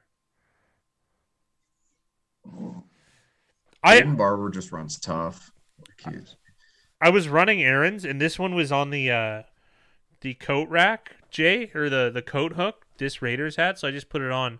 I usually wear it when they're not playing, and then I sat down for the stream or whatever, and I had it on, and I kind of regretted it. But what are you going to switch midstream? No one switches midstream. I do actually want the Browns to win, full disclosure, but the hat was on. The hat was on. I do like both these teams, though. Generally, I don't this Raiders team. I don't really like how they're built, but like I like the Raiders logo has always been my favorite. And the Raiders home jerseys are sick. They're just awesome. Them and the Saints ones are my favorites. I kind of like these Browns ones they got going on right now, though. What would my least favorite be? I hate the Seahawks ones. I hate them.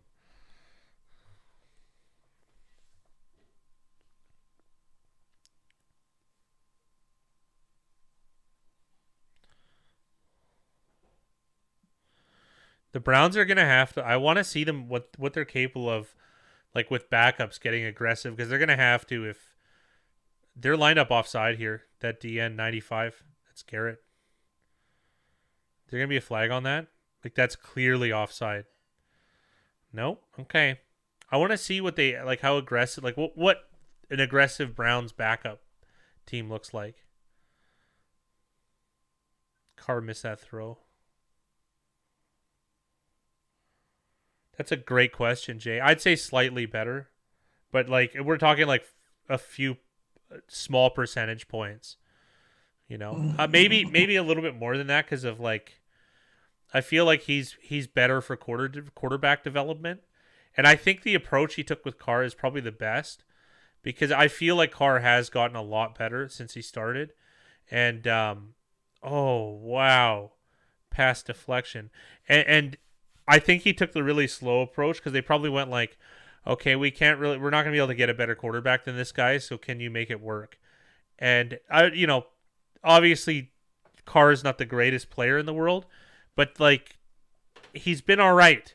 You know what I mean? It's enough to win if you're better in other spots. And the Raiders had so much draft capital that you would kind of hope that they would be better off. But I mean, like realistically, how many of these first round draft picks have worked out?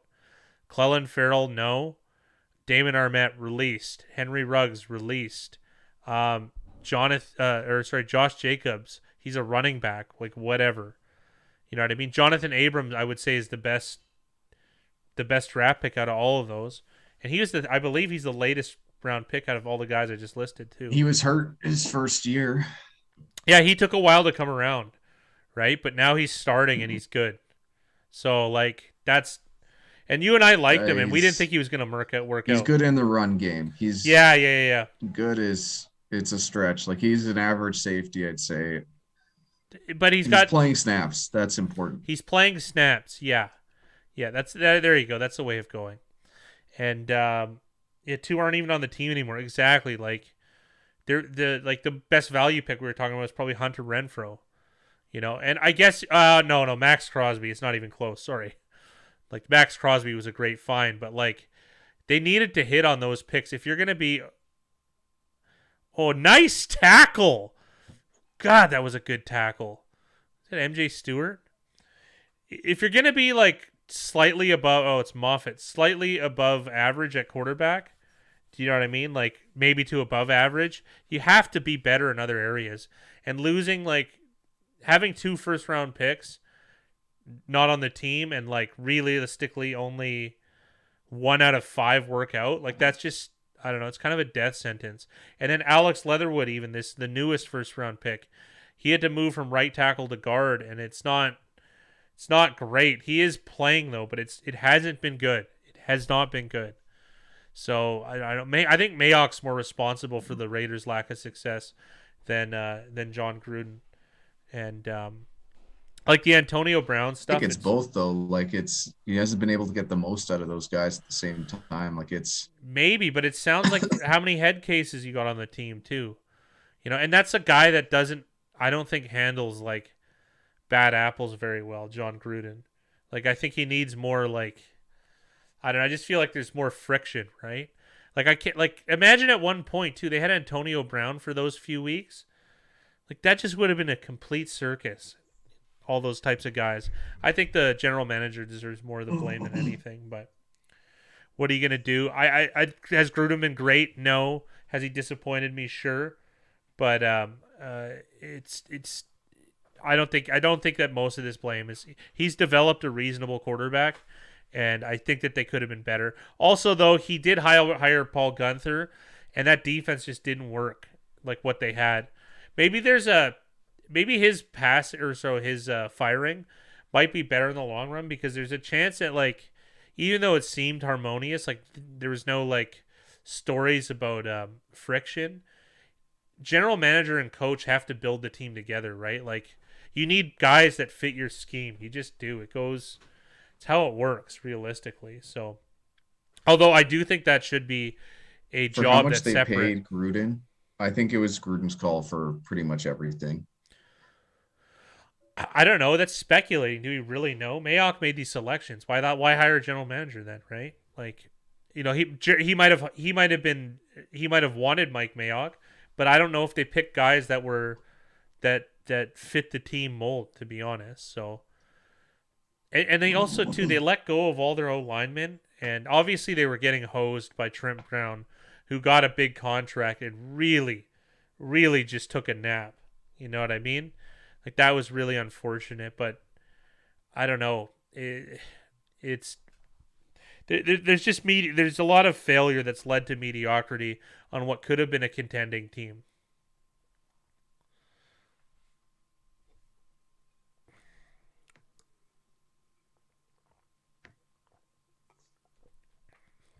Oh, Big Rye, you got to go to the TNT at Willowbrook Mall. This is my new grocery store. Yeah, it's good. It's great.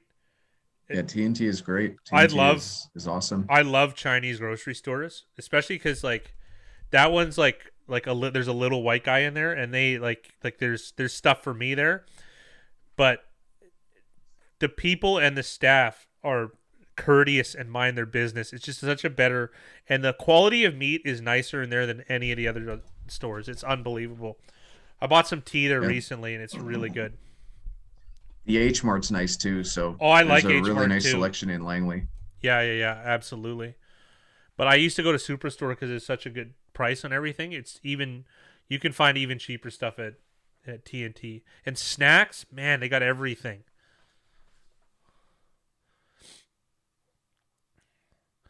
Let's see what the Brown what are the Browns gonna do here? They're just gonna run it twice and let it go. I think so. I hate that. Like, you got to try and win this game, and it's not like it's tough, but like you're gonna have to be a little bit more aggressive here. Would you rather be down 10-0 in half, or would you rather have the chance of going 17? It's like I would much. Really, I'm trying to win a tough football to make, game. I don't care. Yeah, it's tough to make these decisions when the offense is like that, but that might be a defeatist attitude, right? Yeah, then why even show up? You're just gonna have to, like, if you end up losing badly and you have egg on your face, that happens. You're trying to win a game. I know I don't know. I think you call the game differently from the start if that's the case. It's been here they go. They come out throwing. I love this. Okay, it didn't work out. That's fine. They're trying to win. Like, they don't have a good chance of winning. They're hovering probably around, I would say, in true odds, 20% right now. They have to increase that. What's the difference if they go down to 10%? You know?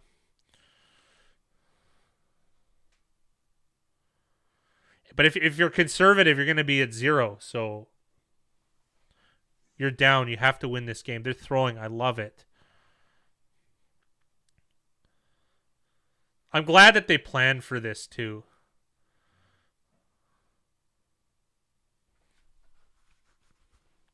You know, and it's still probably not going to work out. Let's be real here.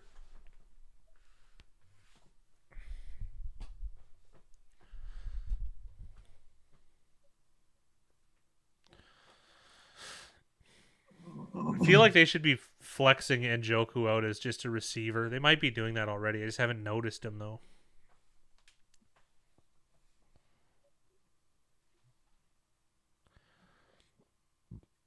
Those jackets seem so thin.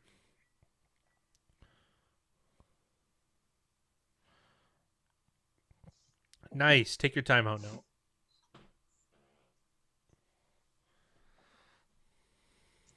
I think that's only their third first down of the first half.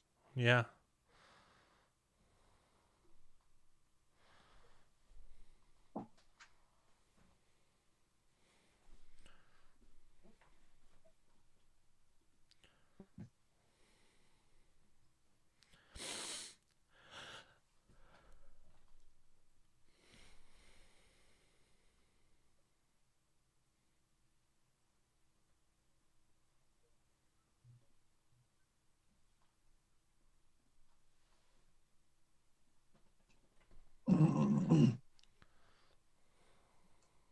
Kurt Warner plugging his movie, which he should. Absolutely, he should, man. It's time to shine. Almost a terrific catch from Peoples-Jones. A few seconds behind you. Wow.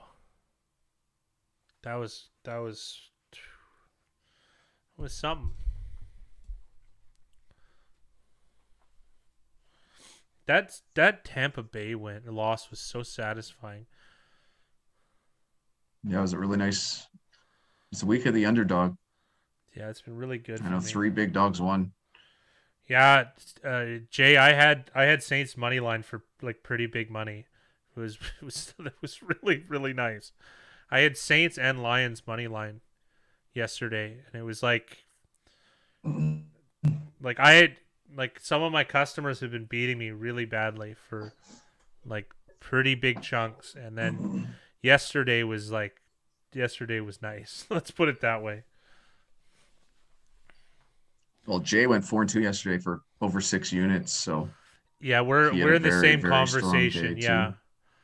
Yeah, that's so awesome. Did he take the Saints money line too then? Saints and I think the Oh, Texans were the two big money lines that that's so we ended up hitting. satisfying, is it not? There's something about a win like that. Oh, it was so nice. It did, Jay. I mean, I don't know. I still have to, the week's not over, but like, I got some serious headwind I made. The Browns might get into like fringe field goal range with this penalty. There's a flag here. Yeah, what is it?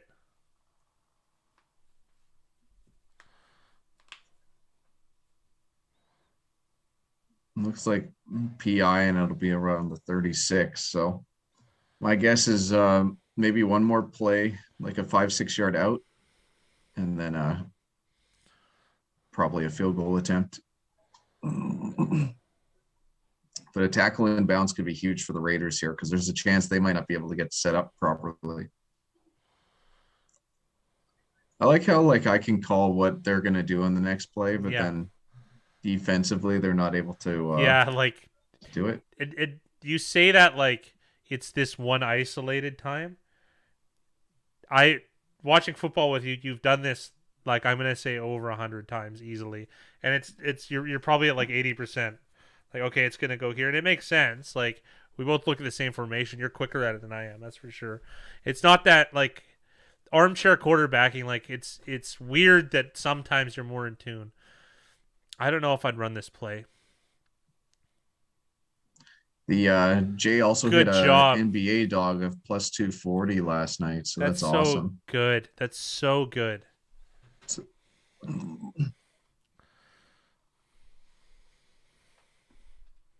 I love that. I love stuff like that. I just love it. We want you guys to succeed. We really do.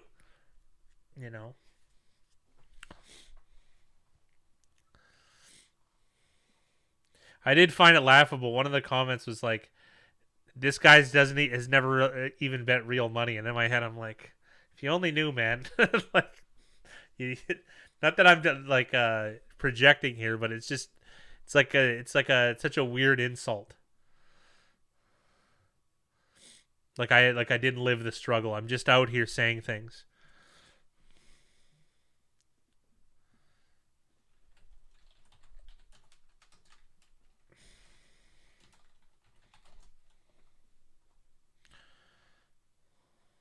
Trying to think of some big dogs that we've ever hit. Or I have. My dad hitting Greece to win the Euro Cup at 200-1. That's that's gonna be hard to beat that.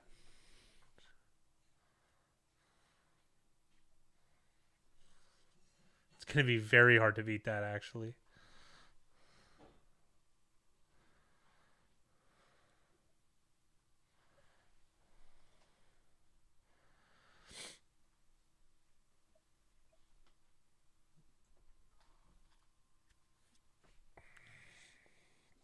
I'm proud of the Browns here.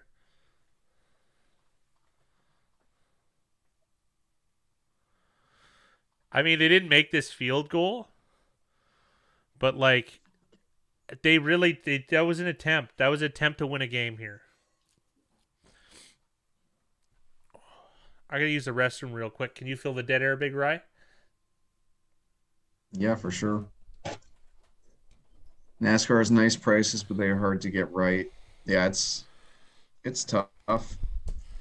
Like handicapping racing is super tough just because there's so much uncertainty. It's like the same thing with like UFC and box, like UFC specifically, like even Nunez being like whatever she was, like she was minus 5,000 going into the second round, and she loses just because like you can get tired, you can have an off night. Like there's just so many things that go into it.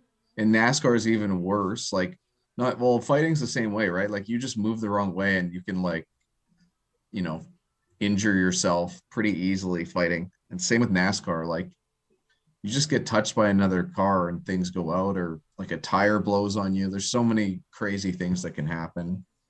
And it's really the thing with that is it's just so hard to handicap because there's this big chance that like that just like things can go very, very poorly. Oh yeah, yeah, yeah. That's Yeah, individual sports are very hard. Like tennis, I feel like there's yes. We need a bigger picture. less bad stuff that happens, but like anything where it's like uh like NASCAR can be tough. F1 is tough. Anything where like there's just high variance and high uncertainty. I guess in tennis you still do get injuries and people can't finish, but I feel like it's less common. Golf too, but I feel like golf's pretty uncommon. Usually guys aren't like leading and then get hurt. Like it's usually like they're struggling and they're playing poorly, so they just quit.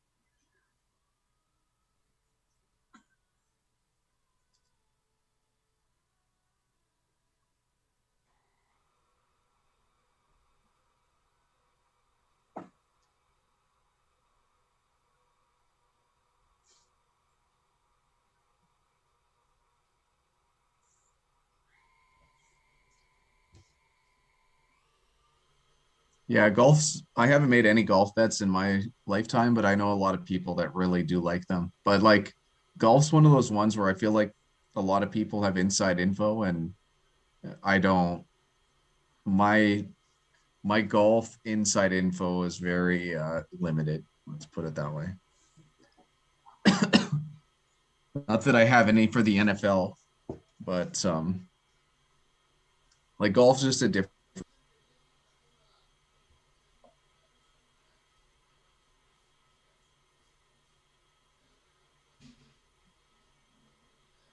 Golf, at least, like betting golf is pretty good bang for your buck, right? You throw a unit onto a guy and you get to watch him for 4 rounds, especially if he's like just even in the mix. Like it must be exciting because, I don't know how many golfers are in each tournament, but if you're betting a guy like 50 to 1, 60 to 1, and he's even like, sixth or seventh going into the final day, it must be really exciting to watch.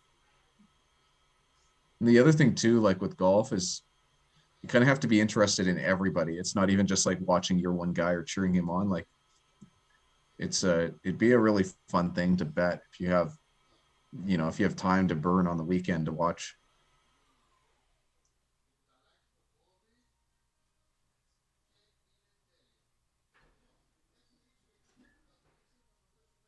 Take a look and see the live line's minus 10.5 for the Raiders, minus 700 on the money line, and the OU is set at 30. So they're expecting about 20 points in this second half.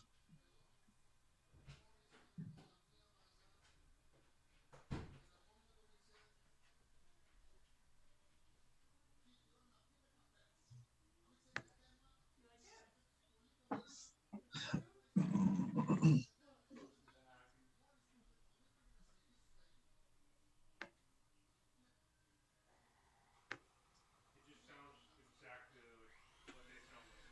Well, because he is them. He is them.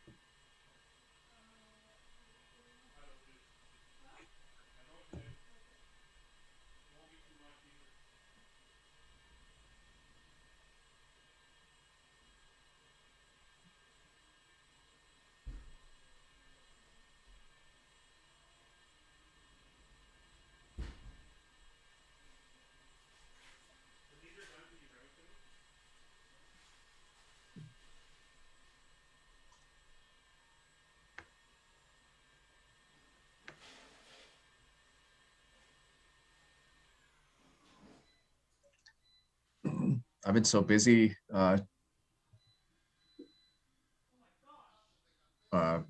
that I forgot there was even a UFC event on Saturday.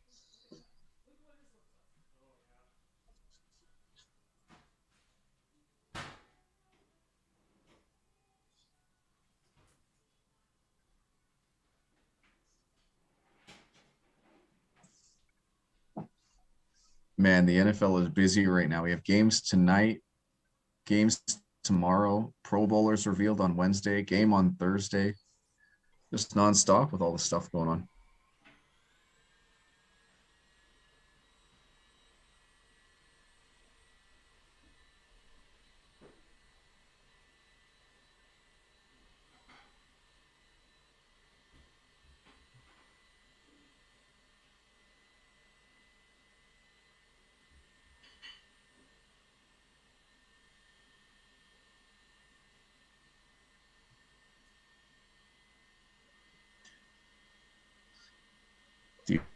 Deebo Samuel's had an excellent season. Him, Cooper Kupp, Jonathan Taylor, and Derrick Henry if he didn't get hurt. Yeah, that's going to be so rough for the Eagles. Like, it's just like today's game, they pushed back in hopes that the Browns would have more players, but like, it didn't really feel like many players, were able to play after that extra 2 days.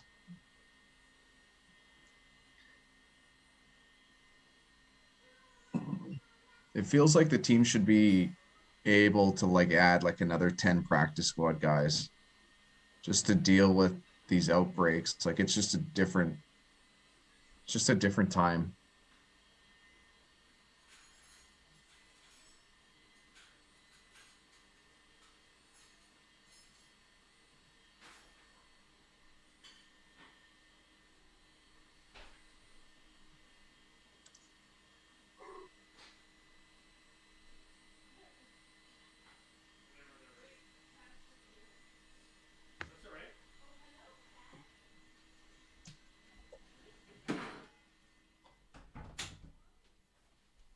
Yeah, so the Eagles play tomorrow, Sunday.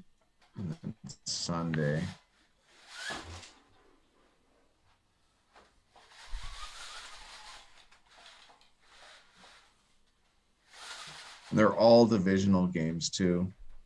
What's going on, Bath? How you doing?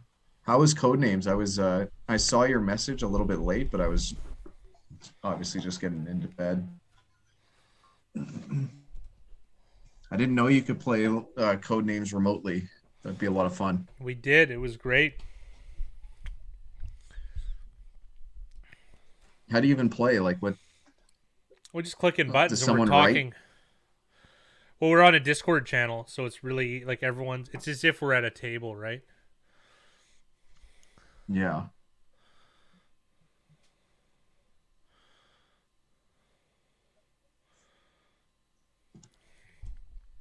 It worked well, and the Discord channel, it was kind of perfect. That's pretty cool. It takes a second though to figure out who's speaking and who's on your team, but I don't know. After the first few minutes, it's pretty neat. I did give out a clue and no one got it, and I was just so confused. But then I realized I'm just not good at communicating. I gave Ellison for 2. And I meant Larry Ellison, the guy who owns Oracle, because there was Hawaii and Millionaire right next to each other. I thought, but nobody. My friends are. I didn't angle at all. What are you talking about? The other guy was you should give a clue with that a lot. That guy's notorious for cheating on code names. Says the guy who ripped me off for $150. Money he stole from us, Bath. I won. Oh yeah, and not guy you. rips us off for thousands of dollars. He wants to bring up the hundreds. One time for $100 or whatever. 150 you cheated.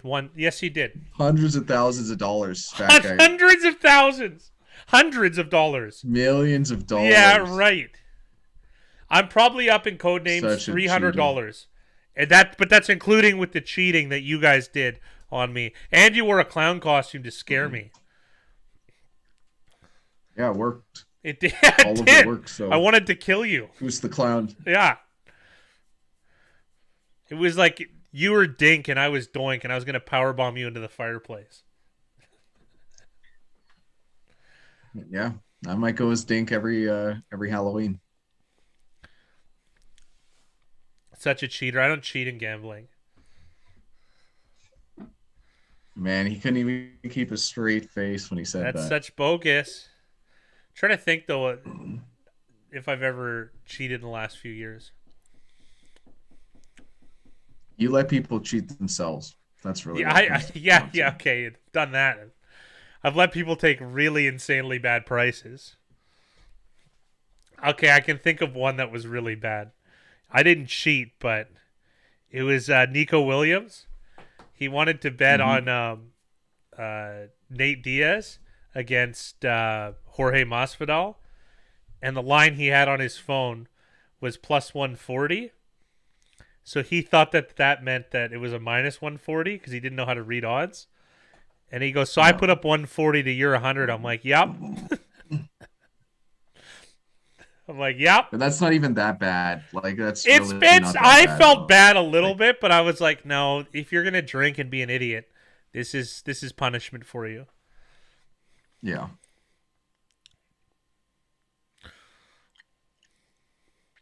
I've played some people in chess that didn't know what they were doing, and poker I've done a million times. But if you're gonna put the money up and you're choosing to compete and you don't know what you're doing, like I don't know. That's good. Education's expensive, right? I know that he doesn't swim a lick, but he sure knows every dive in town. Yeah, I've waited for that. All right, so the Raiders start with the ball plus a 10-point lead. They are half-point favorites for the second half.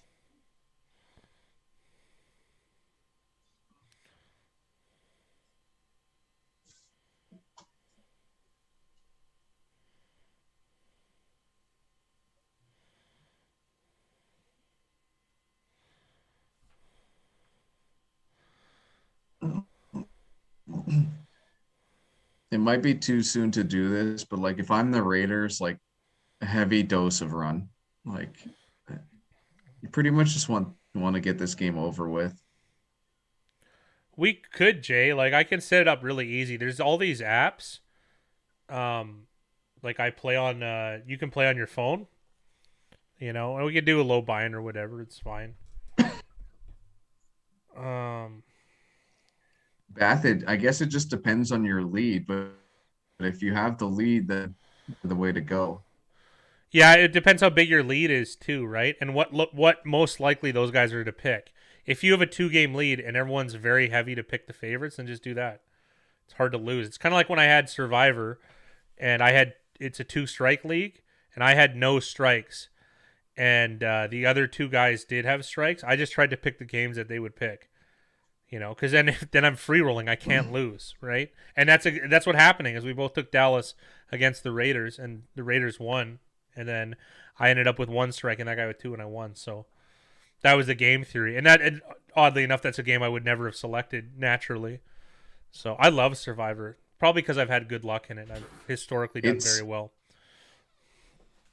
Even if you pick all the favorites, Bath, it's still like 50-50 that you'd win all 3 of those, which is pretty crazy. Like it's all pretty big favorites, so it's definitely worth just taking the favorites. No, you're to win 3 big favorites, you're like 64%, 65 for all of them to win.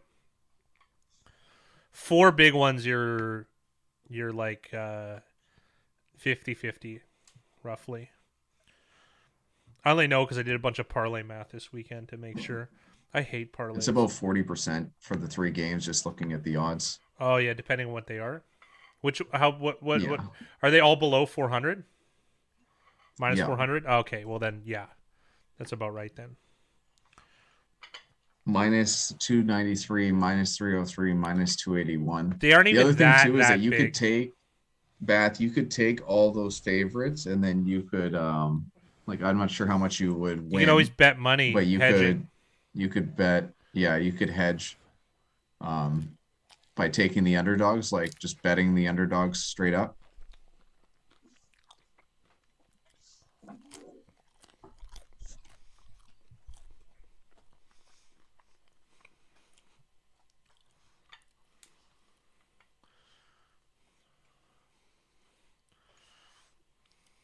But you're actually more likely for all those three favorites to win than for any one of those underdogs to win, which is ironic. That's true.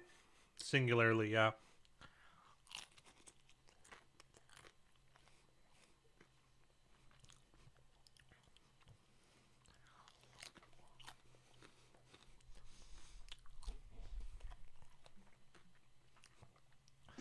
The size of Jonathan Hankins, holy smokes.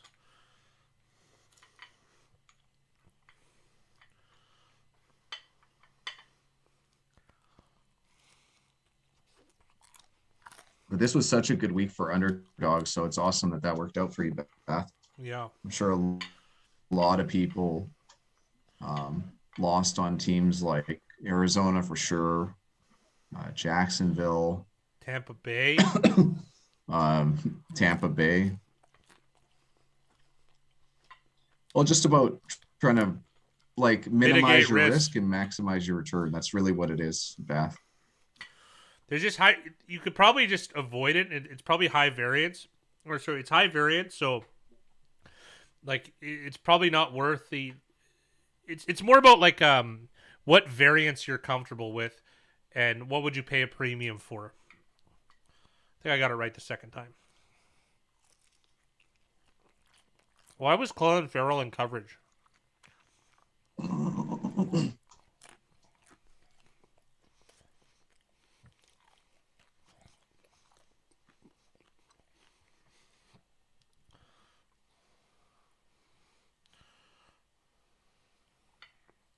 I wonder who the backup is tonight for Mullins. I could just look. Kyle Lauletta.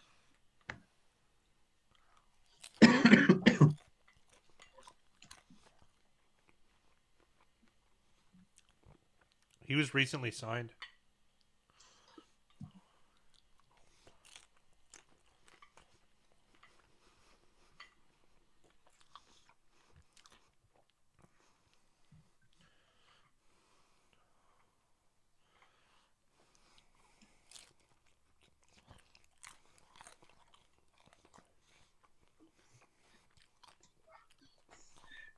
Well, unless the answer was Mario, then I don't know why he would be giving the clue Ellison. Larry Ellison, Hawaii and millionaire are right next to each other. He owns an island in Hawaii. He's the third richest man in the United States. Who doesn't know that? No one knows that. Nobody. Playing code names. You got to pick what people know.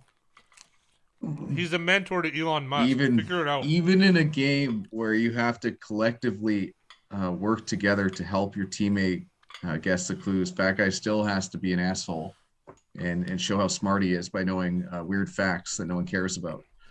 Well, that's the thing that's ironic. It's so funny how dumb you guys are year in, year out with no intention of reading or getting better. Just amazing to me. You don't see Bloodbath throwing out 2.5 men quotes for you to guess stuff, right? Oh my! Untouchable Jay said he doesn't know how to use chopsticks. Chopsticks are like if you grow up in our neck of the woods, it's something you've used as a kid. Not like every day, but Jay, if you played enough backdoor Chinese poker games, you better know how to use them. Oh yeah.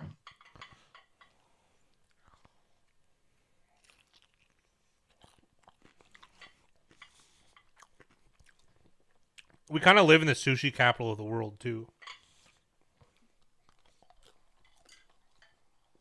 Which is super nice. That was one of the things, like, this is so naive of me, but like going to Japan and like discovering that sushi is a very, very small portion of like Japanese food. Yeah. There's a lot of excellent types of Japanese cuisine that are a lot better than sushi. It's just No, it goes on. Well, they're big into eggs and chicken and noodles and ramen and stuff like that. That's all way more prevalent. Man, Bath just named his big three here. Elon Musk, Jeff Bezos, and Bernie Sanders. Nobody else is rich and important. Bernie Sanders has like $5 fired million. there. I don't. There's a. You just triggered fat guy bloodbath. He's a moron Can't too. be getting He's a complete political moron. I'm allowed to say I don't channel. like Bernie Sanders. Although I will say this though, his intentions are good, I think. I just think they're idiotic.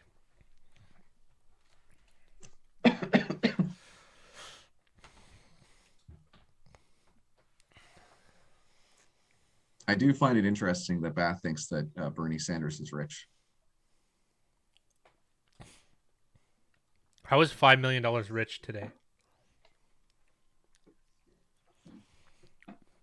Well, I don't think Bath knew that he has $5 million. It's something like that. Mind you, then there's Nancy Pelosi makes 60% a year on stocks, so Yeah, that's crazy. I yeah, saw she's just the best, somebody eh? shared a thing that, yeah, somebody shared a thing how some guy made a like algorithm showing all the stocks that all the people in government have bought. Oh, unbelievable. Can you think of a better, like, forget market factors and sports betting? Like, that's the stuff that you should really be following. It's a scam. That's why I don't like the stock market. It's an asymmetry of information. I can't make that ground up. I can't. At point in case, I'm down money in my stocks. I don't know what to do. And like even the things that make sense don't work to me. So Bernie Sanders is more rich than Larry Ellison. You're out of your mind. Out of your mind. The trolling, that's such a level that's unbelievable. That's Ellis. It's not Ellison. And it was Bret Easton Ellis too, by the way. He's an author. And not that you've read any of his books. He had a movie adapted from one of his books, American Psycho. Imperial Bedrooms, Less Than Zero. Come on now. Bath, you need to Rules of spend Attraction. more time watching and reading Forbes magazine. I don't read Forbes magazine. The only relationship I have with them is that they ripped off some of our winningest pick videos and put them on their site. That's it. That's my only relationship to Forbes is that they ripped me off. And Big Rye knows that that's true. Definite quarterback sneak. Like, well, that's I the don't way we think got he our got it. Most views. That was the most obvious quarterback sneak. Like, Carr gave it up with his body language. He kept like leaning forward. Yeah. Like that was going to help him. I don't think he got it though. Look at it again. Like he fell or something. He dropped the ball. So he had to just fall on the ball. If anyone touches him, there's no way he gets this. This is a easily challengeable if.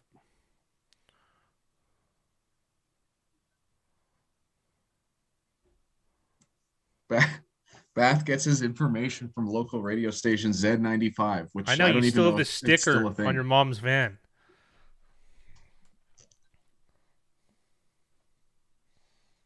Huge swing. They're not going for this on 4th and 1. What? Oh my! This is so idiotic. Ugh. They want the Browns to come back. Okay, that was awesome. He must have got there, right? I don't know. The angle that they gave looked like he did, but we really can't tell.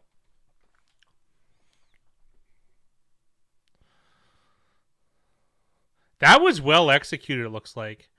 I don't see how that guy didn't get it though, but again, we've gotten two oh, that looks. He looked clear like he as was day. like just a yard and a half, maybe.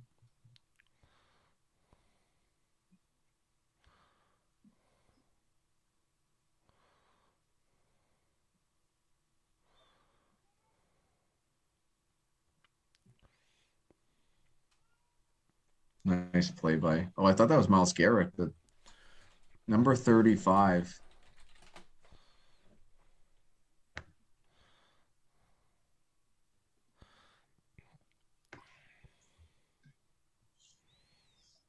Devontae Moffett, who is actually listed on the practice squad on this depth chart that I'm looking at. Just shows you how deep they're having to go. 2nd and 9 here for the Raiders. I like how you have more confidence in a fake punt than you do of your offense picking up half a yard. Jacobs again carrying the ball loose.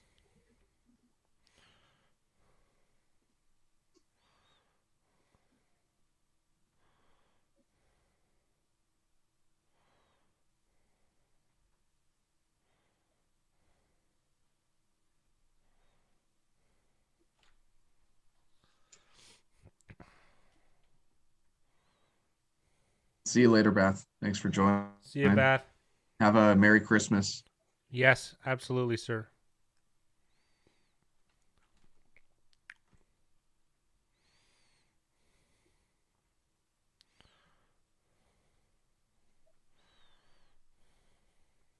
Browns get the ball.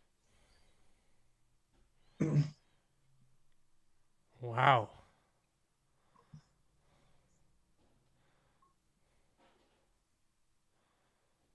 My thing, how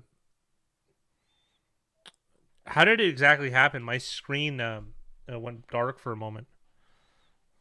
Owusu came in and punched it out. Who doesn't love it? Jacobs?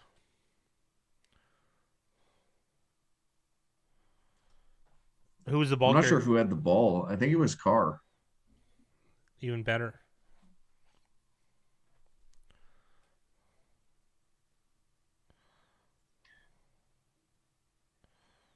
Have you ever played Neymar in poker?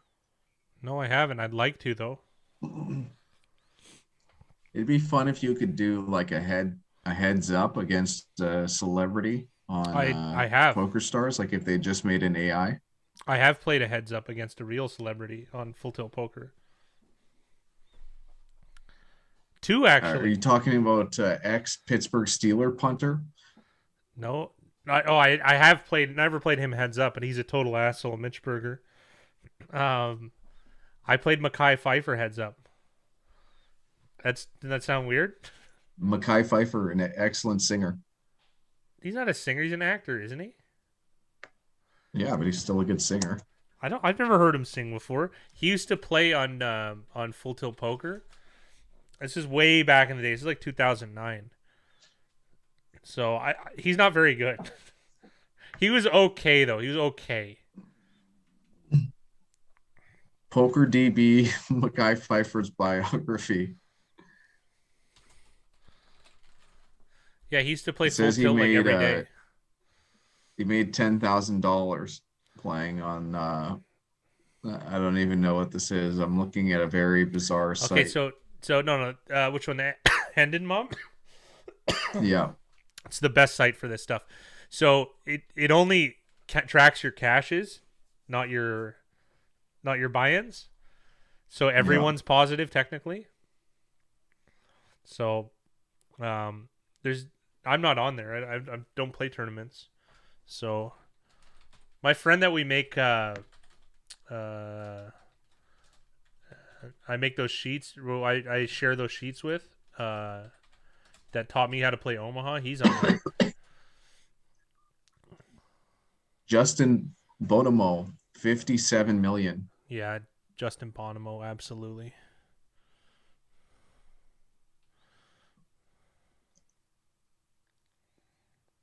Well, Eric, it doesn't matter. Like that's not how that works. It just depends on what type of expected value you want on a return. Well, there's 100 things. You start with bankroll. How much do you have? Person. How much can you risk? Then you have to figure out what edge you have to do, and if you don't have a bankroll to start with, you have to virtually test it out, like in real time. You know what I mean? So you have to, use a fake bankroll. Like you could use something like bet stamps, and try and simulate having it. And then you have to Then you have to have an edge over a large sample. And then you have to bet in real life, and then you have to use an appropriate risk management strategy. So you take that edge, that perceived edge, and you roughly cut it in half, and then you bet that percentage of your bankroll on that same play every time. That's it. And it makes no In fact, volume's actually better because variance gets diluted by volume. So first of all, you need a bankroll and a sample where you have a large sample where you have an edge. That's it. How many people actually Yes, do what I Eric, just I said? am the Very infamous few. Big Rye. Well, because it's, I think people find that that's not like rewarding, but like if people don't find that rewarding, like they're getting into sports betting for the wrong reasons. Well, losing money, I don't know how rewarding that is. How about No, this? it's not at all. What's even worse than losing money is lying to yourself every day. If you're there to have fun, like whatever, that's fine, and you can afford it, and you just want to lose a little bit less money, or perhaps just slowly get better. Do you know what I mean? And pay for your education by still having entertainment but losing less money. I'm all for that. That's great. You know what I mean? I'm not saying you have to do you have to perform with such rigidity, much like I'd mentioned, but like this is the only way of doing it, really. He does look like Katie Lang, eh? We just need him in like one of those penguin tuxedos. Get him to serenade the stream. I'm sick and tired of people telling me I look like Katie Lang because I think Katie Lang looks like me. Well, you're younger, buddy. Yeah. It's a She stole non-binary my world, look. all right? She stole my look.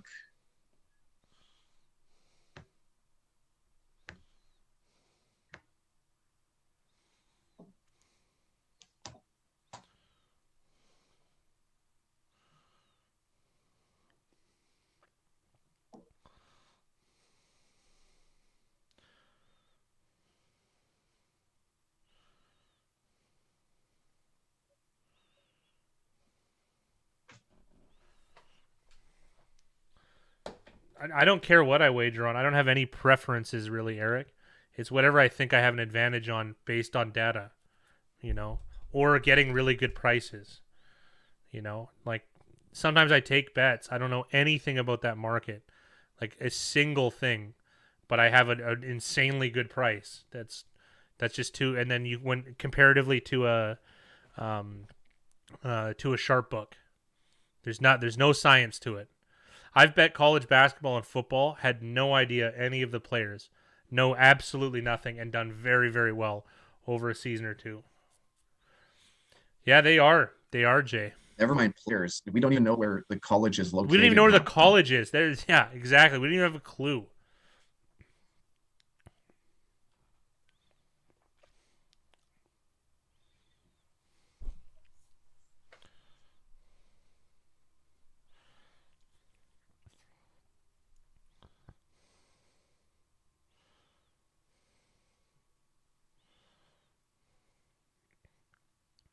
What a play. What a play, Nick Chubb. We're live here, eh? We sure are. The like to put it in perspective, someone just in our Discord just bet incarnate wood. Incarnate word. Yeah, where is that from? They're probably big dogs, right? Doesn't matter. Eric, shortly we're gonna have lots of data on NBA and how contrarians go, because there's a few different markets, right? Like, are you talking about the spread market? Are you talking about over-unders? Are you talking about money lines? Are you talking about alternative lines? Like, there's a lot of different contrarian things to bet. So just to say in blanket statement that the NBA favors contrarians wouldn't be a safe thing to say. Speaking of people that bet on incarnate word, hello, Mickey. How are you? 39.5 points. It's hard to turn that down. It's hard to lose by 40 or more in a college basketball game. There's no incentive to win that badly.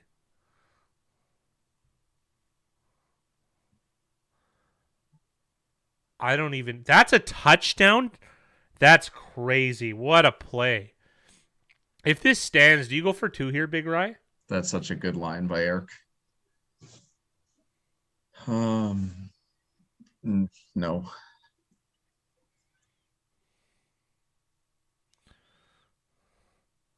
I do like that TikTok line. That's great. What I find strange, like in the NFL and what I've heard is That's like PI when anyways. teams are on the road, they're more likely to go for 2. Josh Allen saying incomplete. I think so too. I think that's PI though. The guy didn't turn around like by the letter of the law. You know what I mean?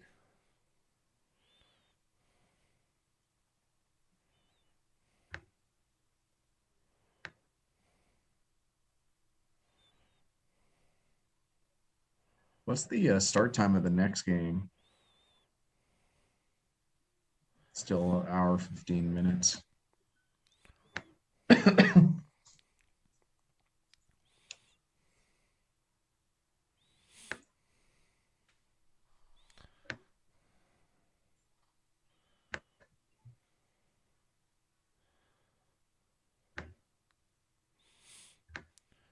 This is 4 down territory though. It's not even a question. I agree with that. This has got to get in. Yeah. All right. Terrific What a job. run! What vision! What blocking! Cleveland front there. Oh, that blocking was so good, and he had time to be patient. You know, if that was turned up field the other way, that would have been gone. You know, obviously they wouldn't have played that same defense, but like that blocking was so pure that would have been a house call. I always had this idea though that like counting running back, like this is way back in the day, like 2008, that using averages and stuff is really stupid because what if they get in the end zone? You know what I mean? They're trying to, like, it should be like target distance. I always thought that like the goal is to get a first down, not run for a touchdown. Do you know what I mean? Like the goal is to get into, like, the conversion rate is more important than how many yards you get.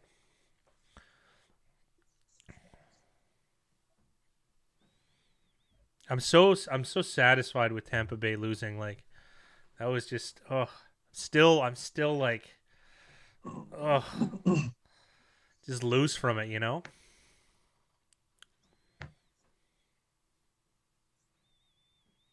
Cleveland plus 175 right now. Interesting.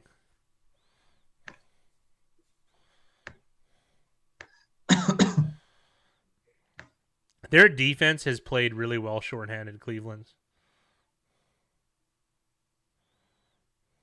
Yeah, both sides really, like, part of the reason why they had that touchdown drive is because managed to force a turnover on defense.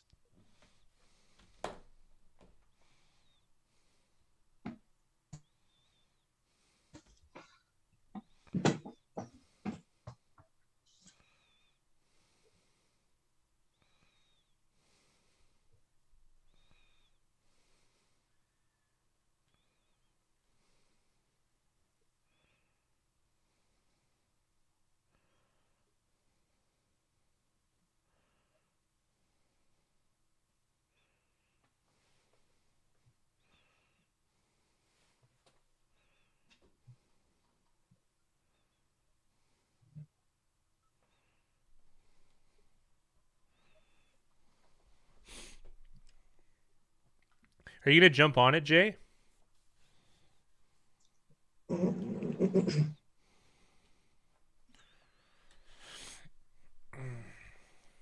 I don't like taking live bets because I can't track them as much. I don't have the data at my disposal, whereas I do for a lot of things. Because like in-game line scraping, I don't know. That might be the next thing.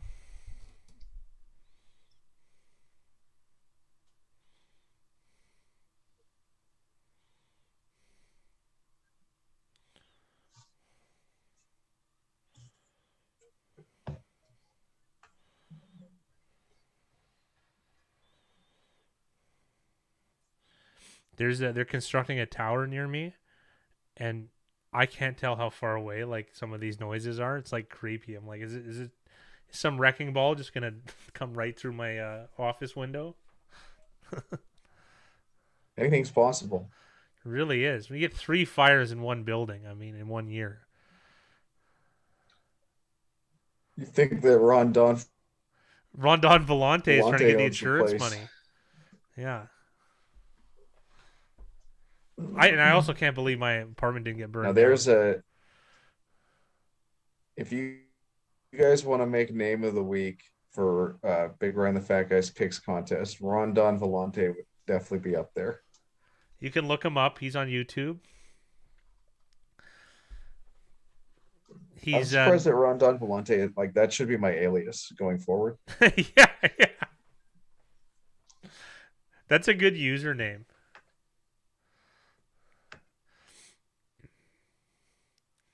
Jay did jump on Cleveland plus 175, so even more incentive to cheer for Cleveland to come back and win Let's this game. do it. I would love it. That'd be great.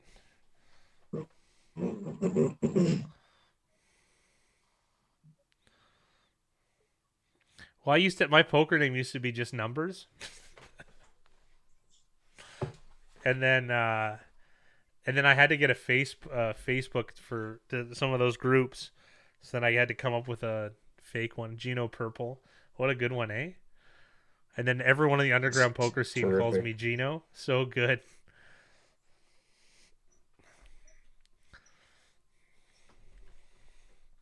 Mickey had Brown's money line pre-flop. I like the term pre-flop. It's better than pre-game. It's more like pre-flop makes it sound like the game is for money, which it is. So I like the term. It's good. Learned a lot from Mickey Hill over the years, you know. Little point of intrigue. Just a smart guy. This is another thing too. Online slots. Like, how is this a thing? How do you play slots in the first place? I used to do this thing though. They had slot machines outside of Vancouver's old poker room, which used to be the biggest in Canada. It went from 24 tables down to 1. What a joke. Anyways, when I used to play there and I got bad beated, this old Chinese guy I used to play with taught me. He goes, just put $5 in this machine at 10 cents a spin, and he goes, just don't think about anything. Just think about how stupid it is what you're doing now. You feel a lot better. And he was right. It was like a, you know what I mean? Like, it was just a really cheap way to clear your mind. So he goes, some people smoke. I do this. I'm like, that actually makes sense to me. That's the only time I've ever done something like that. With Takaris McKinley getting carted away. My wife is a pro slot player. I would love to know how you do that. I guess it is technically possible if you were to get host comps. That's so crazy. That's so crazy, Jay. I can't even. Has she won or has she made? That's the. Yeah. Part Is that profit? 35K. If 35K profit's crazy. Because she just. Because otherwise there's Vegas. If you have like a card associated, it'll tell you how much you've spent, how much you've lost, how much you've made. Oh, really? I didn't know they did that. Maybe that's law. Yeah. I have a friend, Randy. You know those Cloverdale Fraser Downs? Mm-hmm. He won the BMW that they had. They had a BMW up front. He won it. And then he's like, yeah. I'm like, so what'd you do with it, right? And then he's like, oh, I sold it. I'm like, what'd you get? He got like 64,000. It was supposed to be 80 or something. And then I'm like, how much did it cost you? He's like, oh, $100,000. Yeah. He goes, I didn't win anything. He's like, I got a really small amount of my money back. I'm like, oh, okay, Randy, that's good.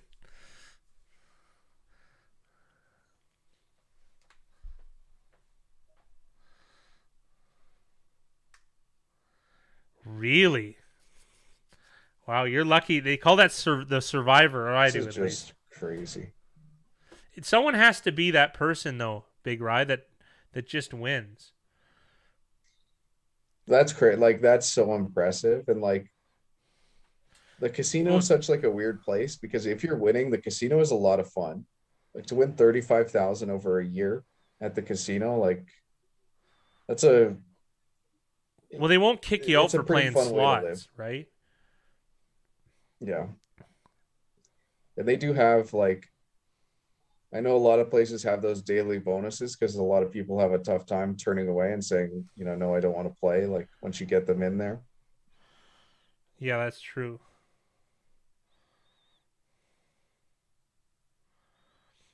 The casino Yeah, sent out. that's what they do. So if you can play it the right way, it's pretty good. Did you ever get those mailers from Cascades, Big Rye? I would use them all, and I would No, only because do. I never go to any of the local casinos. Well, you just have to have a card. I got When we two. were first Go designing ahead. Football Engineer, I was in Vegas you were in for a few Vegas. months, and my Yes. parents made me go to all the different places and do that daily stuff. So I'm familiar with the hustle. It wasn't Yeah. something that I enjoyed. No. It was far too inconsistent for me, but if you find the right place and it's the right rewards, then great. That's awesome. When I bartended, it's only like 3 blocks away, so I would just go afterwards and take my free $20 bet or whatever, and then leave instantly right after. There's something satisfying about that because the EV is so pure, right?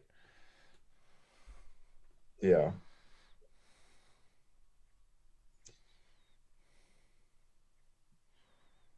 Yeah, you did, Jay. I remember that. Like, I know you've told us a few times where she's come home with big Yeah, money. big money. So, like, 35K is real it's deal. super awesome. Like, it's super, super awesome that it's been good. I said I'll be back in just a sec. Well, I'll be here. I'm just gonna Such switch a over. big I won't be able win. to hear. 20K.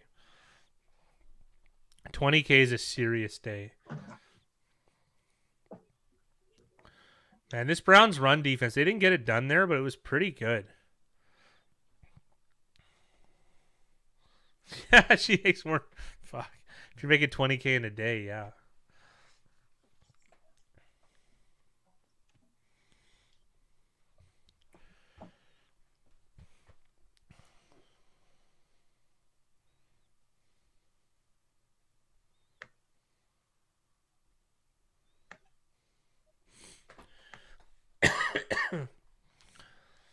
I remember one time a friend of mine, he was playing a tournament on Full Tilt. All right. Go ahead. I'm back. Oh, that almost looked like a fumble coming from Jacobs. Well, he was playing a tournament on Full Tilt, and they were on break because it went to the final table. And the lowest prize was 7,000. The highest one was 150,000. So I remember he phoned my parents' house at at like 3:30 in the morning to wake my parents up to wake me up to help him like make decisions. I think he won 14. He came 6 or something. But it was like that was the most high stakes I've ever seen something cuz he was really unlikely to. I think he was in last or second last, but somehow we got up to 6. We finished 6, which is quite nice. So that was impressive, but that's like the most I've seen someone could win at one. And then a friend of mine won a bracelet and he won 208,000 playing Pot Limit Omaha once. But other than that, like never seen really big stuff.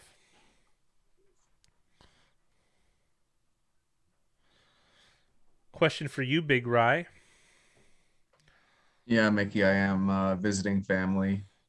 I'm in very cold Alberta, which temperatures have hit up to -10 Fahrenheit here. But it's been a lot of fun so far and been quite relaxing because of the crazy weather. He's almost underselling it. Big Rye did like a crazy amount of work like yesterday during the games, which I was shocked at. And he did some stuff that like we'd talked about, but neither of us had been able to figure out for like months. And somehow it worked yesterday. Neither of us know how or why it works, but it works.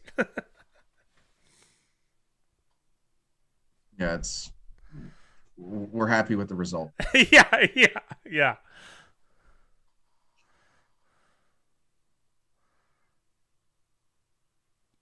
No catch. Oh, that was huge, man. One thing though is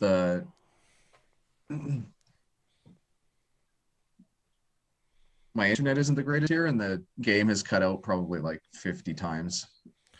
Really? Like right there, I missed what happened on that last play. I could tell from Fat Guy that Zay Jones with the pass. It looks like, was that Greedy Williams in coverage? I think so. That was really contested, and he didn't come down with it. And that's like critical. Like they need to hold the Raiders to a field goal. And the Raiders shouldn't even be kicking a field goal to be real, but What? So I didn't watch all of the Saints Bucks game, but what was the decision that Arians made to kick a field goal at what part of the game? Like how? I just can't believe that the win-loss probability it's the had that punting. much of a swing. He chose to punt like way too many times. Like they didn't go for it till there was 4 minutes left and they were down 2 scores. It's just so crazy. I didn't see all of the game, so I can't be as nitpicky as I'd like to be, but oh, Mickey, I loved it. That was like an all-timer. I think everyone in the Discord did really well in that game. So I had Saints money line too. So like that was a really, really, really, really nice result for me.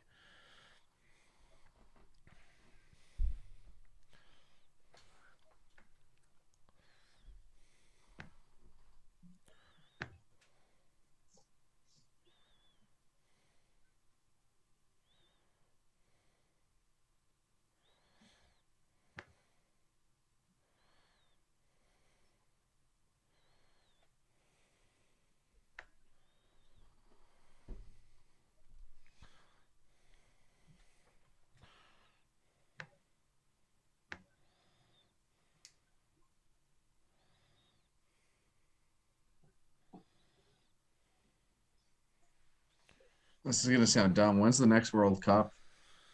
Summer. Next summer. I love World Cup. I like betting on it. It's fun. It's like one of the only fun events. No. To use some sort of modeling. Pinnacle usually has a really good podcast that comes out before. So you'll hear from like a variety from people their thoughts on it.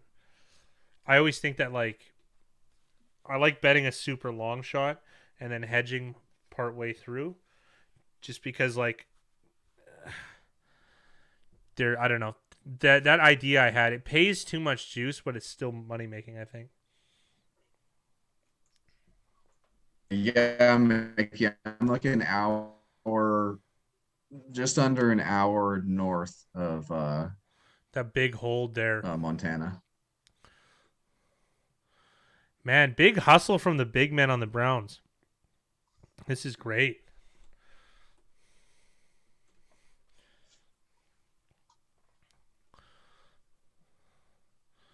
Obviously, the secondary is doing their job because this was a long time not to throw a pass.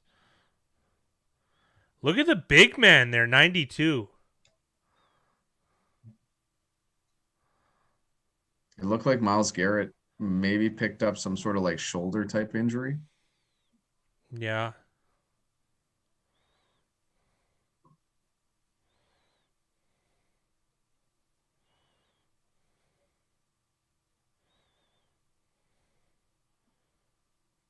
That miss by the Browns at the end of It's the too bad first about half. that missed field goal. I know. Yeah, we pretty much jinxed each other there, but either way, they're down 6. It's pretty much get a a touchdown touchdown. game. Like, I guess technically they can have this is one of the rare times, Mickey, where we flew, just because the drive through the Rockies during winter is actually pretty dangerous if you don't have the right car, and I don't have the right car for it. So we ended up flying, and the drive through the Rockies though during the summertime is one of the it's such a beautiful drive. It's pretty good. Like, it's something that like not a lot of people do, but I would definitely recommend doing that drive if you had the chance.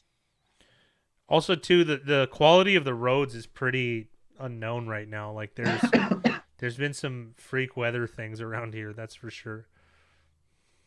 Yeah, well, there was a huge like, what would you call it? Like a flood, like a rainstorm flood they that called happened it in an Greater atmospheric Vancouver river. that cut off the freeway.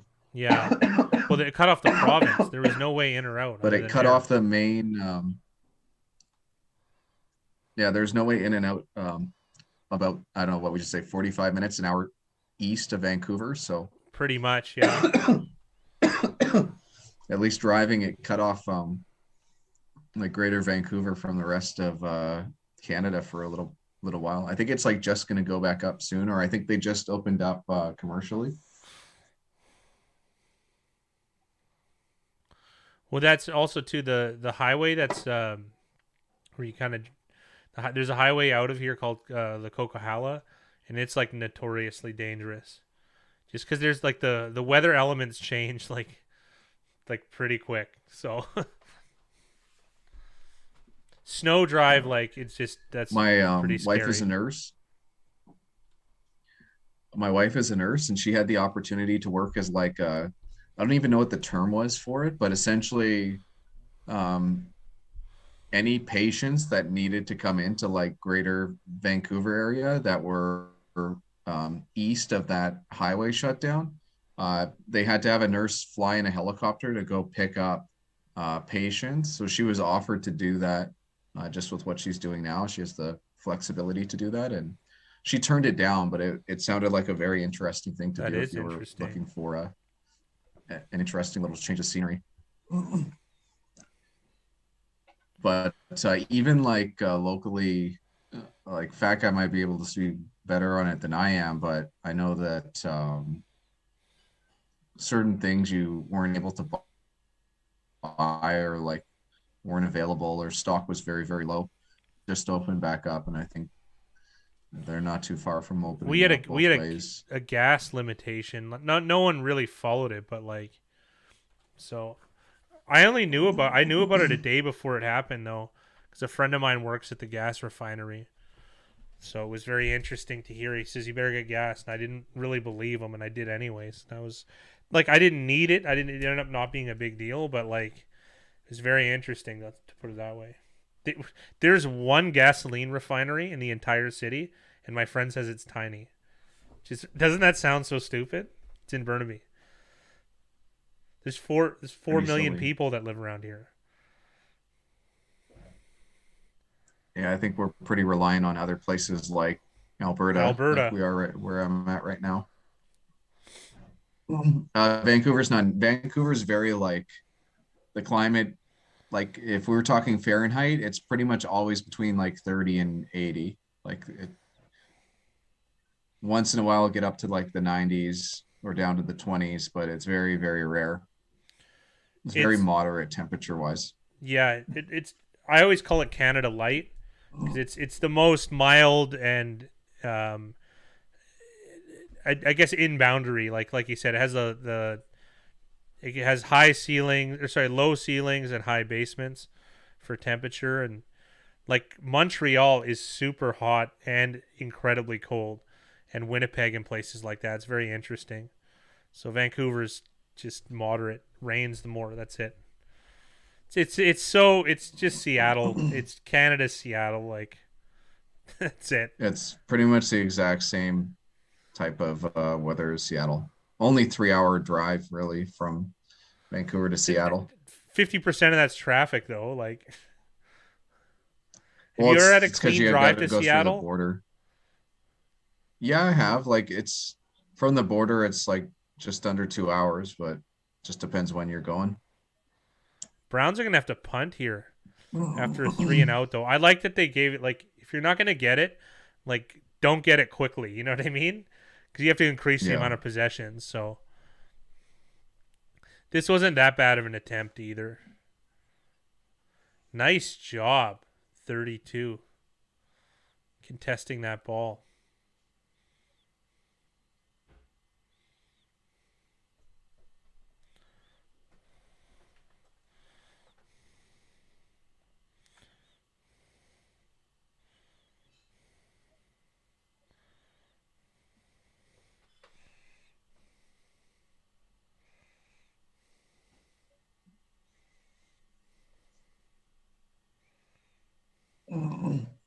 And Renfro has been pretty fortunate.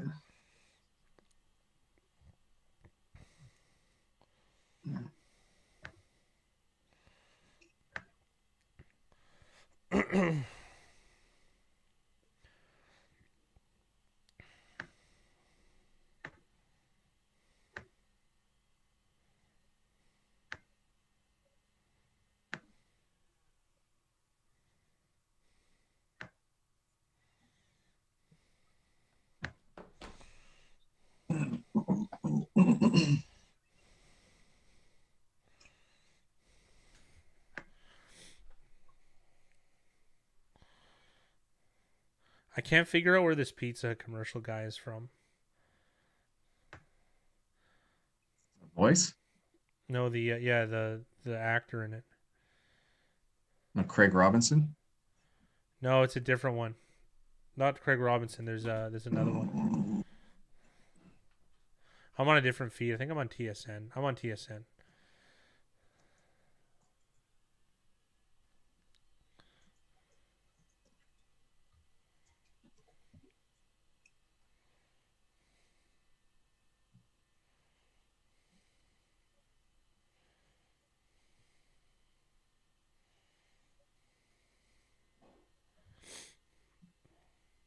I'd like Cleveland to pull this out. That'd be nice. I want him to win this division. It would put him in first, oddly. How have they done against the Bengals? I don't recall that game. They've played one time, I think. I'll try to pull it up and see. I'm pretty sure Cleveland won.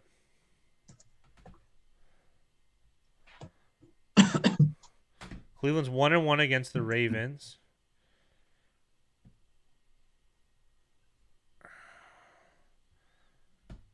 They beat the Steelers.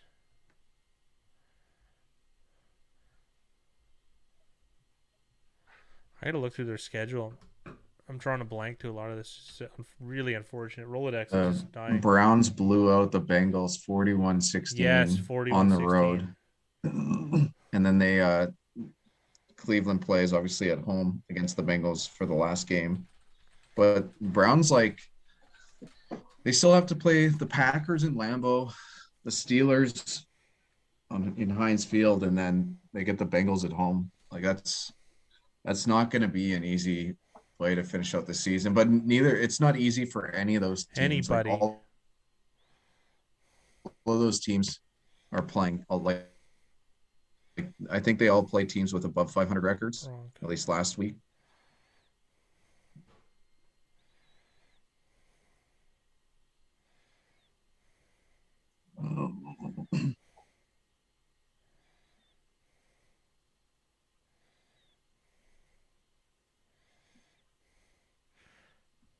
Those are particularly hard 3 games in a row, though.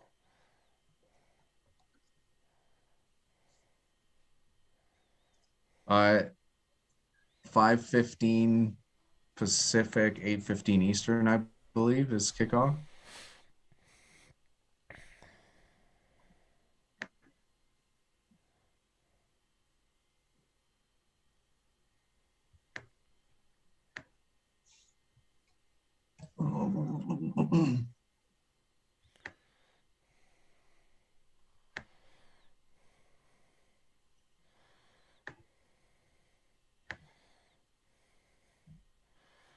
He got locked up nicely, and then the other D lineman really tried to smash that ball out.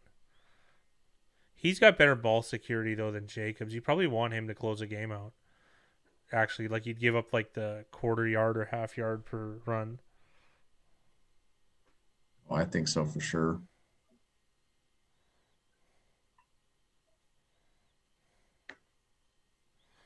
That was perfect protection. Is he going to get there, though? No. Browns I are got going a to get feeling another we're going to get a chance. long field goal.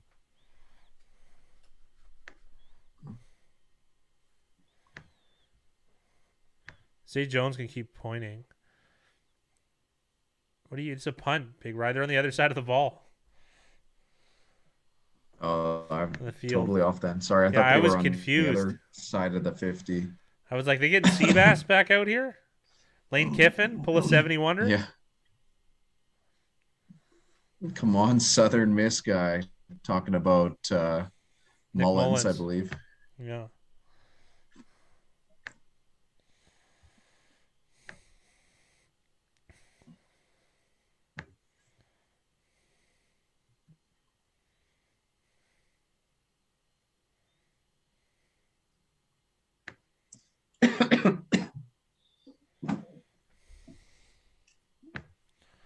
One thing I'm not sure of, that guy, with the things that we've done, is just how often it updates. 10 minutes. I'm looking at it. I'm just wondering like how much gets lost through like because it goes from sheet to sheet to sheet. Like I'm trying to Oh, yeah, update yeah, yeah, the yeah, yeah, yeah, yeah. game for the next game, but it's not updating. Well, because it starts every 10 minutes and then it goes through each sheet. Do you know what I mean? And then once the 5 hours from the start of each game is that sheet doesn't get combed through, like added to like the stack. Do you know what I mean? Yeah, like the for this game, like there hasn't been an update since 6 a.m. For the game that's coming Has up. it changed though? But I'm wondering, oh yeah, I'm wondering if it's because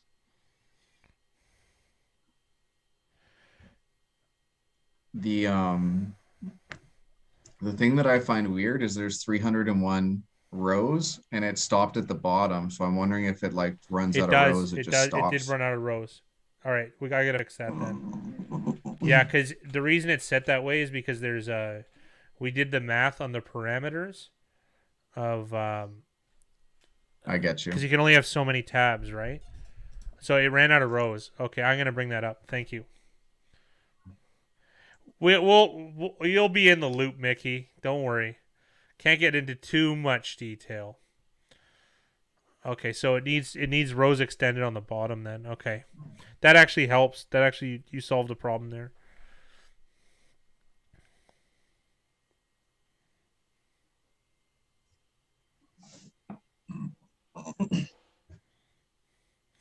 I don't want to go to the back. I like the tabs better though, don't you? Especially with what you did. It's going to be very, very hard to manage going forward, but I don't know what What do you the mean? right answer is between the two. Well, do you want Like with generated sheets? doing sheets versus tab. Well, I don't know what's the best answer. Like, I don't know long term what's going to be better. The sheet's cleaner. It's just very cluttered in that within that do you know what I mean? Like the Gmail account. Because it already has like Yeah, I don't know what the right answer is between like if there's 300 college basketball games in a day, like that's 300 is it sheets good? that get Is made. tabs going to be realistic to go through? Yeah, but then Well, that's the thing, right? Like there's no good answer. It's both shitty. Like they're both shitty. and you can't do it any other way because when would you know what line to import and when not? Do you know what I'm saying? Like that would just take then you'd overflow a sheet too. Like Oh, we would. I think eventually we're probably gonna have to get out of sheets, but you and I are still we don't yeah. Because this is have the designed technical for like ability to use anything else. yes, exactly. 2nd and 6 here. The Browns on their own 36-yard line. Inside carry run by Chubb. Is this 4-down territory? Are they going to? He only gets 3 yards there. I think it's 4-down territory as long as it's not like 4 and 12 longer. But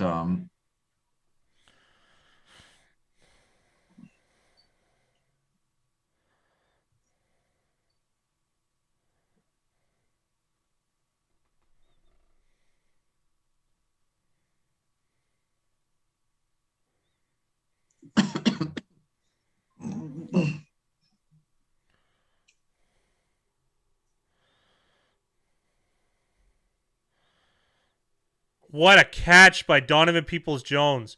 They don't have to worry about whether they're going to go for it on 4th down now. yeah, that's nice. That was nice to pick that up. He sold that route real well.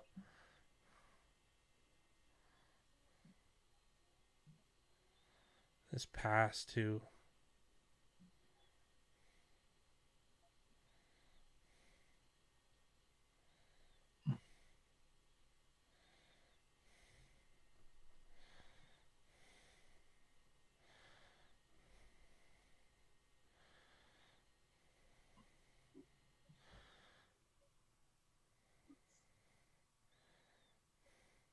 What a run. What a run. 10, 11-yard gain. Nick Chubb. That was awesome. Because the Raiders were in the backfield, and he still got there. That was awesome. Some good blocking, though.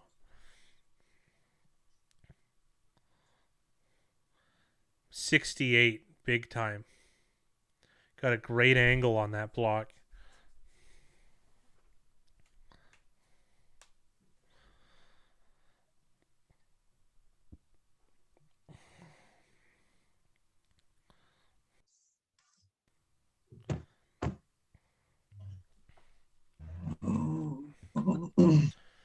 Injury to Jonathan Abram. It looks like a shoulder.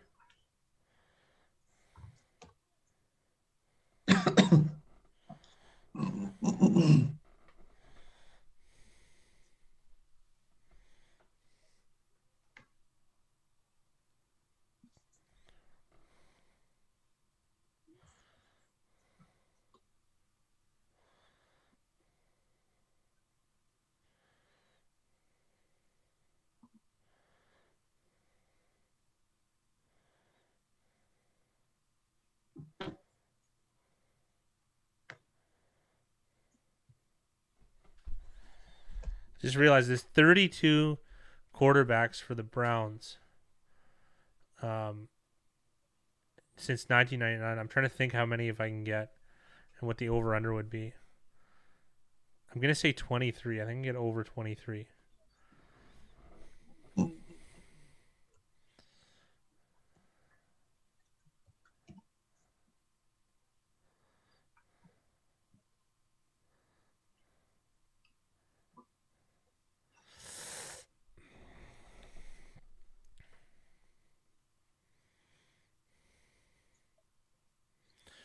Third and 8 here. This is really important down for the Browns again. I just want to see what their aggressiveness is. Like especially if they get like 5 or 6 yards.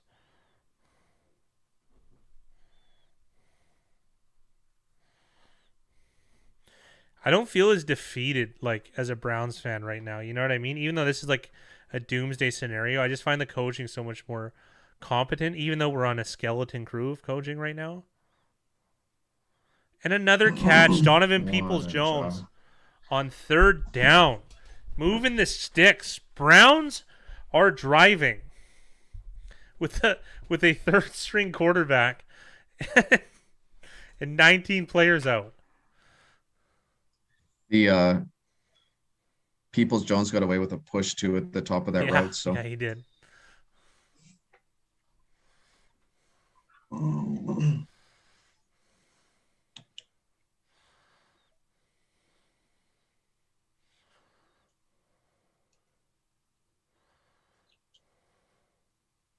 That's a false or offside by number 90. And I can't believe Nick Chubb just got a touchdown in. Wow. Wow. There's a flag. I think this is on the Raiders.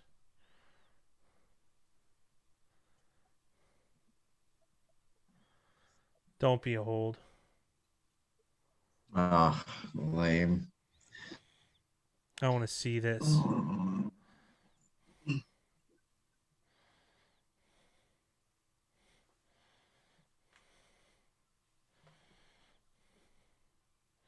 So clearly it was on 77 on Clelin Ferrell.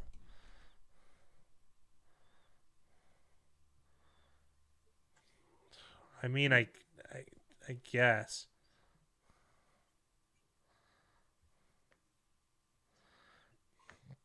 That was a good run, too.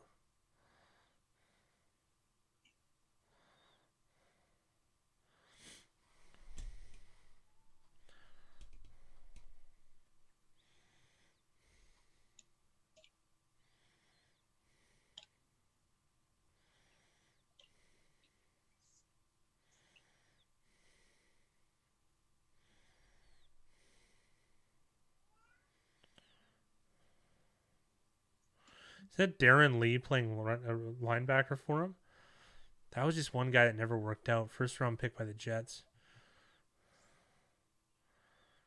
That was a decent run by Chubb. It really was. But that's only, 7 yards maybe? It's Markel Lee, who was a 5th round pick in 2017. There you go.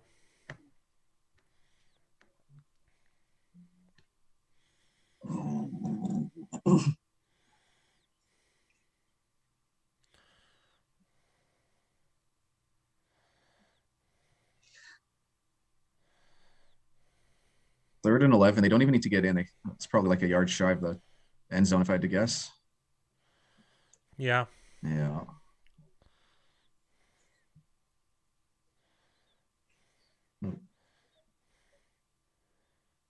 Oh, man. That was some run He almost got it run done after there. the catch. He juked out like 3-4 guys there. We going for it, Cleveland? Come on now.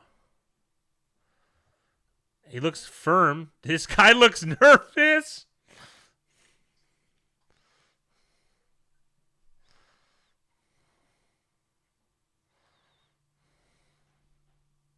Let's go, Browns. 4th and 5. Oh, that holding call is so lame.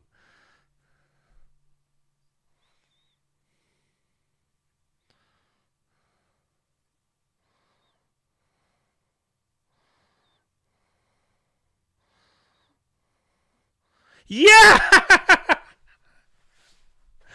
All right. All right. I see a flag. That's a touchdown. Is that it, Brian? Harrison Bryant. There's another flag, though.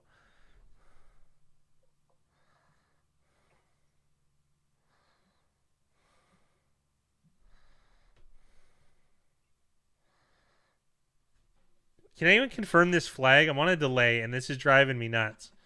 It's a touchdown. It was on the defense.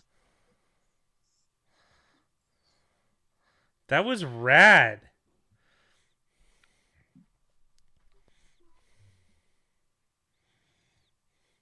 Touchdown, Cleveland. The Browns offensive line. Can he make this extra point? Yes, so they're up 1 with 3:46 left, if I saw that correctly. Yeah. 3:45 left on the clock. I also didn't see what the timeout situation is. The Browns have 3 timeouts. The Raiders only have 1 or 2. So the Browns are actually set up. Look right now. Browns are minus 141 live. Nice. Raiders plus 120.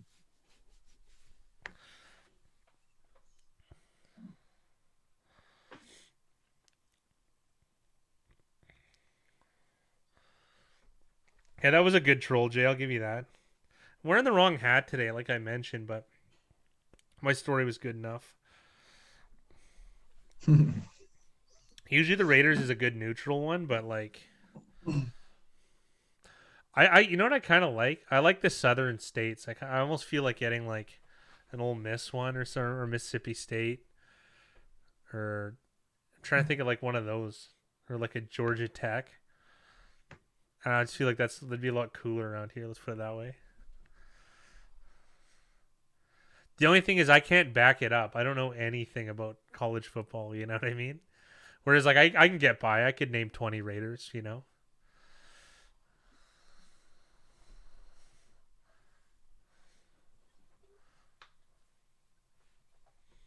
Darius Hayward Bay, Henry Ruggs, Darius Hayward Bay.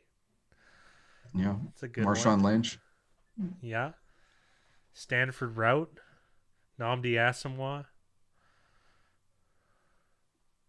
Warren Sapp.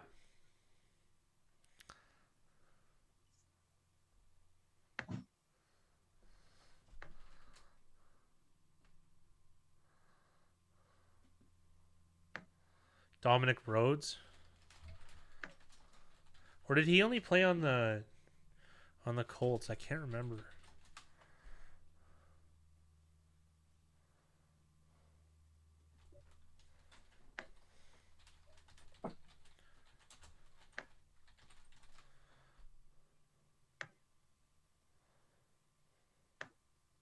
No, he was on him. Big Rye was naming some old Raiders, and I was like piling on for like mid-2000s Raiders. And then I said Dominic Rhodes, and then I couldn't remember whether he played for the Raiders or the Colts and the Raiders, or just the Colts. But he did. I just looked it up. He did play for the Raiders. Who was that other running back they had in 2005? Jordan? Something Jordan? That was the Rich Gannon days.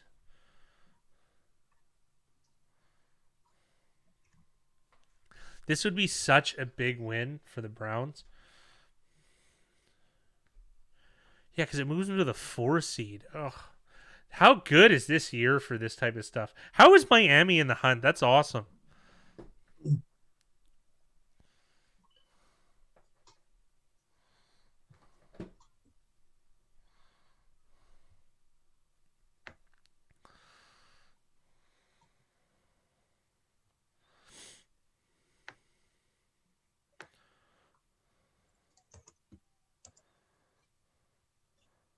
Oh, nice play, 87.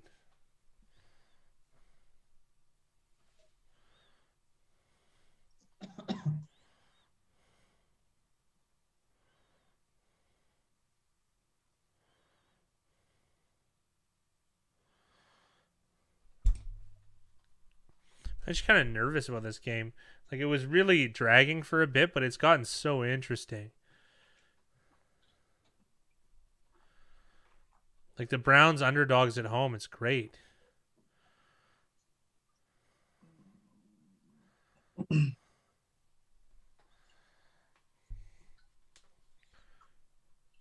Yeah, they had the RB from Arkansas is chicken leg. Always got hurt. Darren McFadden. That guy could throw a ball, though. You want to talk about guys that could have ran the Wildcat? Darren McFadden is up there.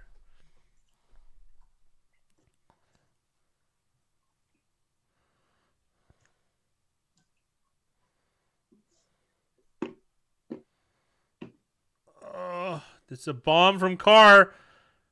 Intercepted Cleveland. No way. What are the live odds now?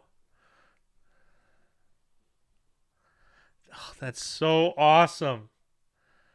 That's so awesome. Cleveland minus 278. Oh, that's the best.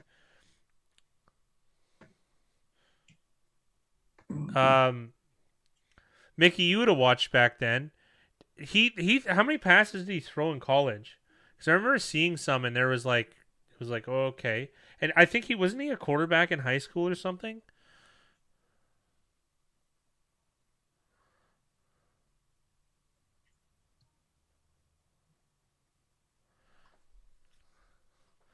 That was Greedy Williams, it looks like. That was awesome.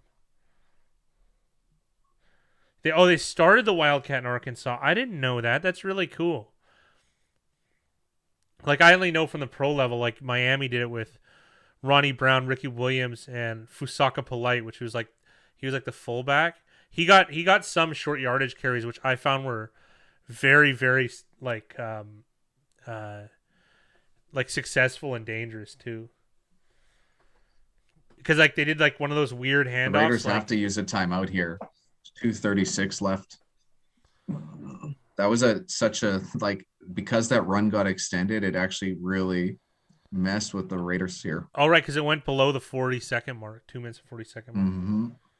Stupid play call by the Raiders. I don't know, like to go deep a little bit, yeah, because you kind of want a slower drive, like to end the game with a field goal. You know what I mean? Like that's the idea. It's so rare. Like remember the old days, Big Rye, like before Kevin Stefanski. The idea of a Browns like the Browns closing a game out like this it's not done yet. But like it was always disaster, like every time. And for some reason, this is like the only time where.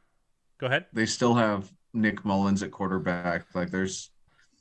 Yes. The Raiders have been pretty good against the run. Like I'm surprised they're actually this light in the box right now.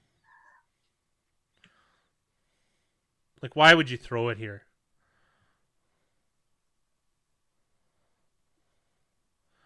And they don't. Oh my, that's so good. Stay in. Oh, that's awesome. Holy. Oh man. He did that on the last run too. Just carrying the load, and then he stays in bounds too, because it looked like they were ushering him. Oh, that was so good. And he's got ball security too, That's the considering. last time out. First down on this next play wins this game. Did you see Hankins? He had Hankins like on his back. That guy's huge. Like huge. He's a boat.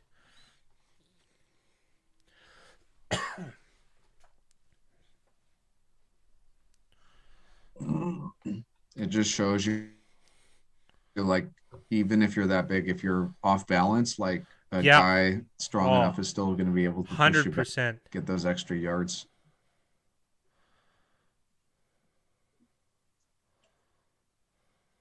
Look at these teams that both these teams have to play to finish the year. It's not going to be easy. No. Really big stop for the Raiders.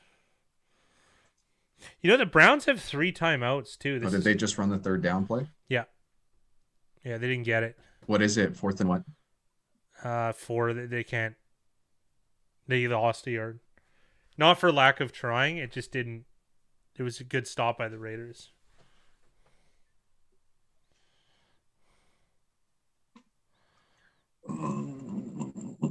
They have 3 timeouts too, so like they're gonna be able to stop the clock if they have to, probably too.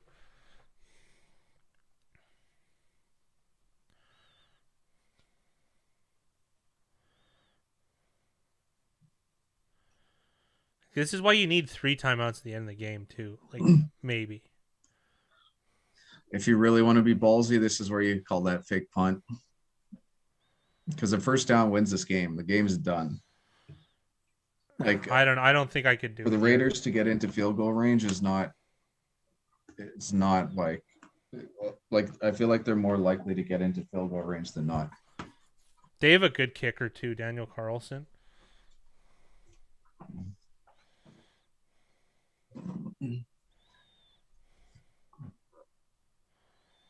Seahawks fan, tongue in jest, saying Mullins will be the Jets' starting quarterback next year. And you could do worse than Nick Mullins. This is impressive. Carr has 27 career game-winning drives. I would have guessed a lot less. He's played a lot. Like,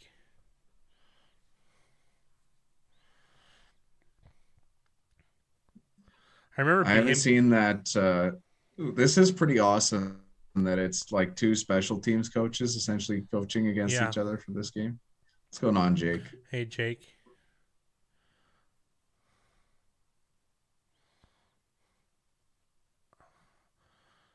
Renfro heads up play again, catching it off the bounce.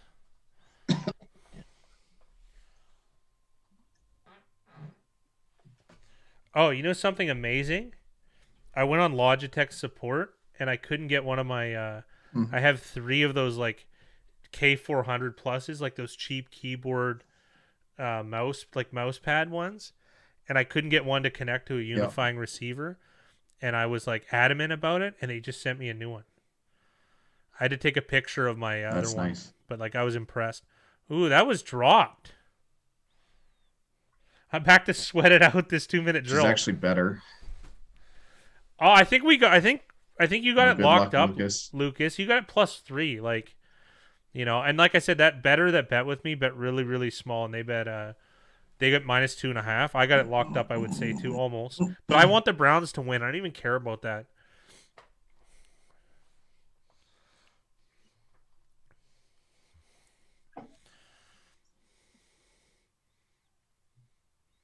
Oh, tackled in bounds. That's great, Denzel Ward. That was a great tackle, eh? Awesome. What's that? Job by Denzel Ward. 36, you got to gear up on Renfro.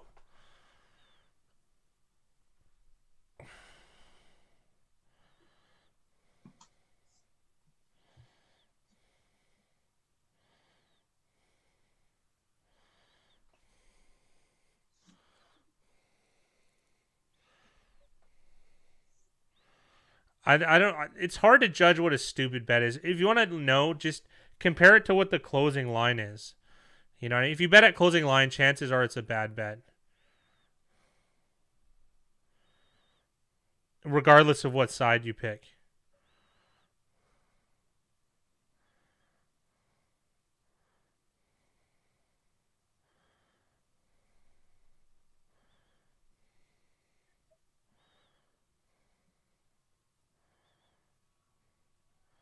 God, the Raiders are going to win this game.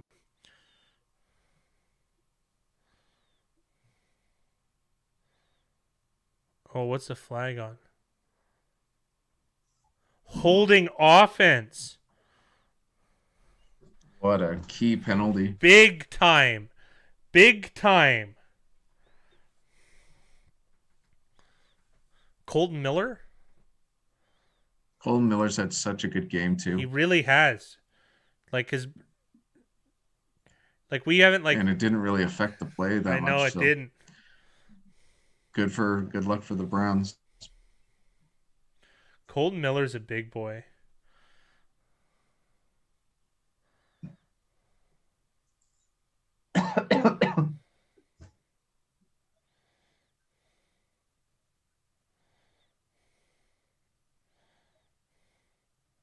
When did he step out? Oh, that might have done it.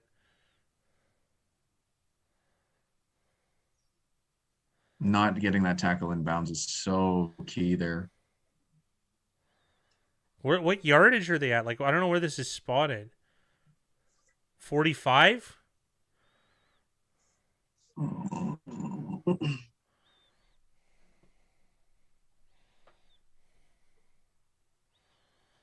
You might be right, Seahawks.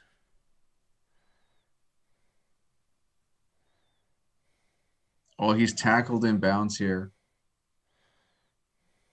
Do you spike this? You have to spike this, right? You don't run the field goal unit. You have to spike it. You can't not spike it.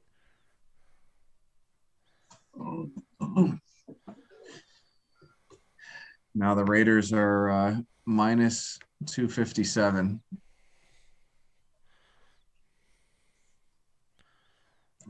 So what's that?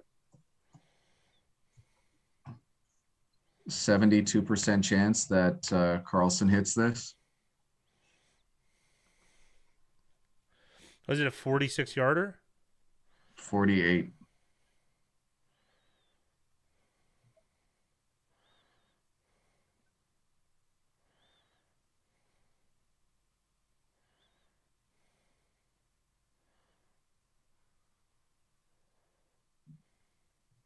The Browns took a timeout, so oh, they did? yeah. Wow.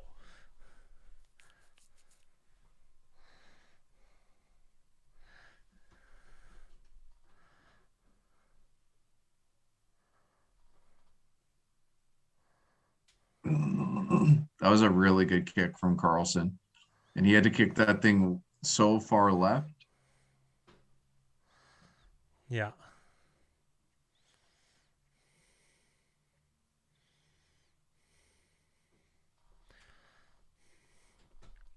There's some serious wind to this kick from left to right. This might be harder than it looks.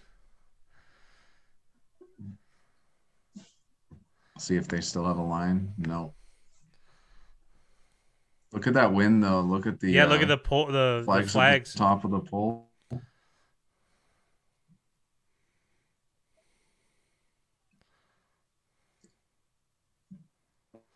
Heartbreaking. Well, Standard for Browns backers.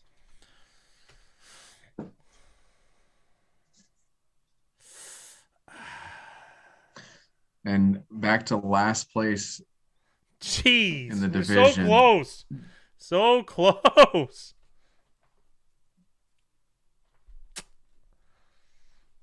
You might have been right about going for it on.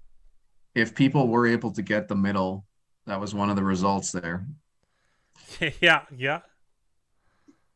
Seahawks fan says Raiders were 7-7 team in the NFL. Congrats, Lucas. I know you managed to get the win on the +3.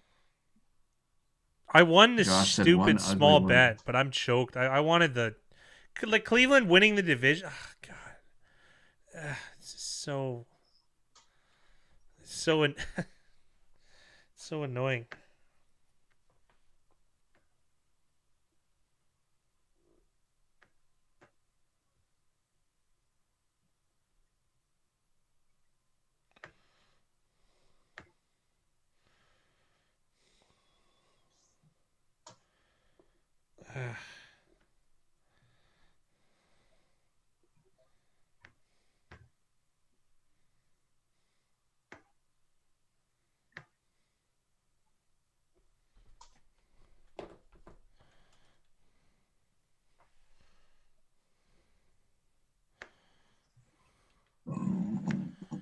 It's frustrating.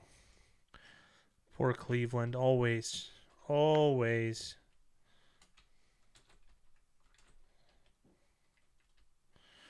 There's some data entry here. Now we have to be tortured by the Bears.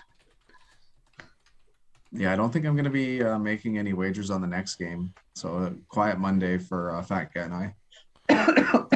Or do you have anything on this? I technically have the Bears. I have them at 6.5 and 7 with good juice, but like it's not crazy. It's not like it's just like it's not the big action guy. Oh, my back is itchy. 10:30. Action Network, the site's not working, but the last info that I saw, Mickey, it was saying to take Vikings money line, but they're like close to -300, and I just never find any value at a -300 favorite in the NFL.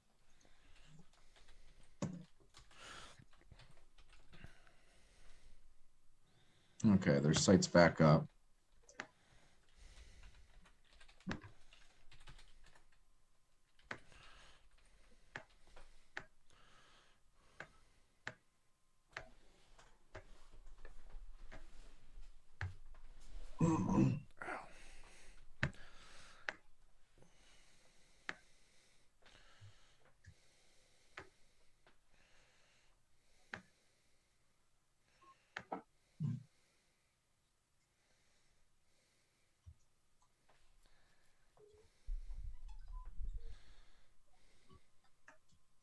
There's just a lot of percentage of bets just came in on the Bears, at least the data that I'm looking at. I don't know how true that is.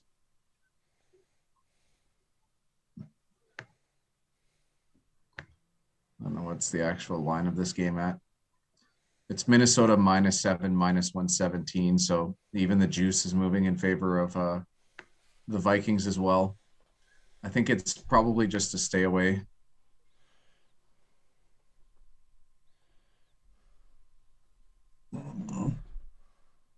As far as market plays go.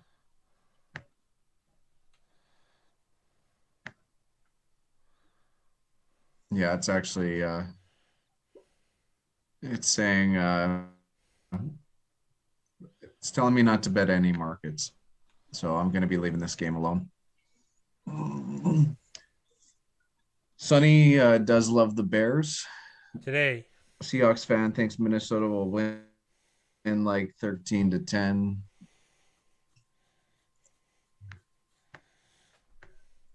I guess we can update the leaderboard.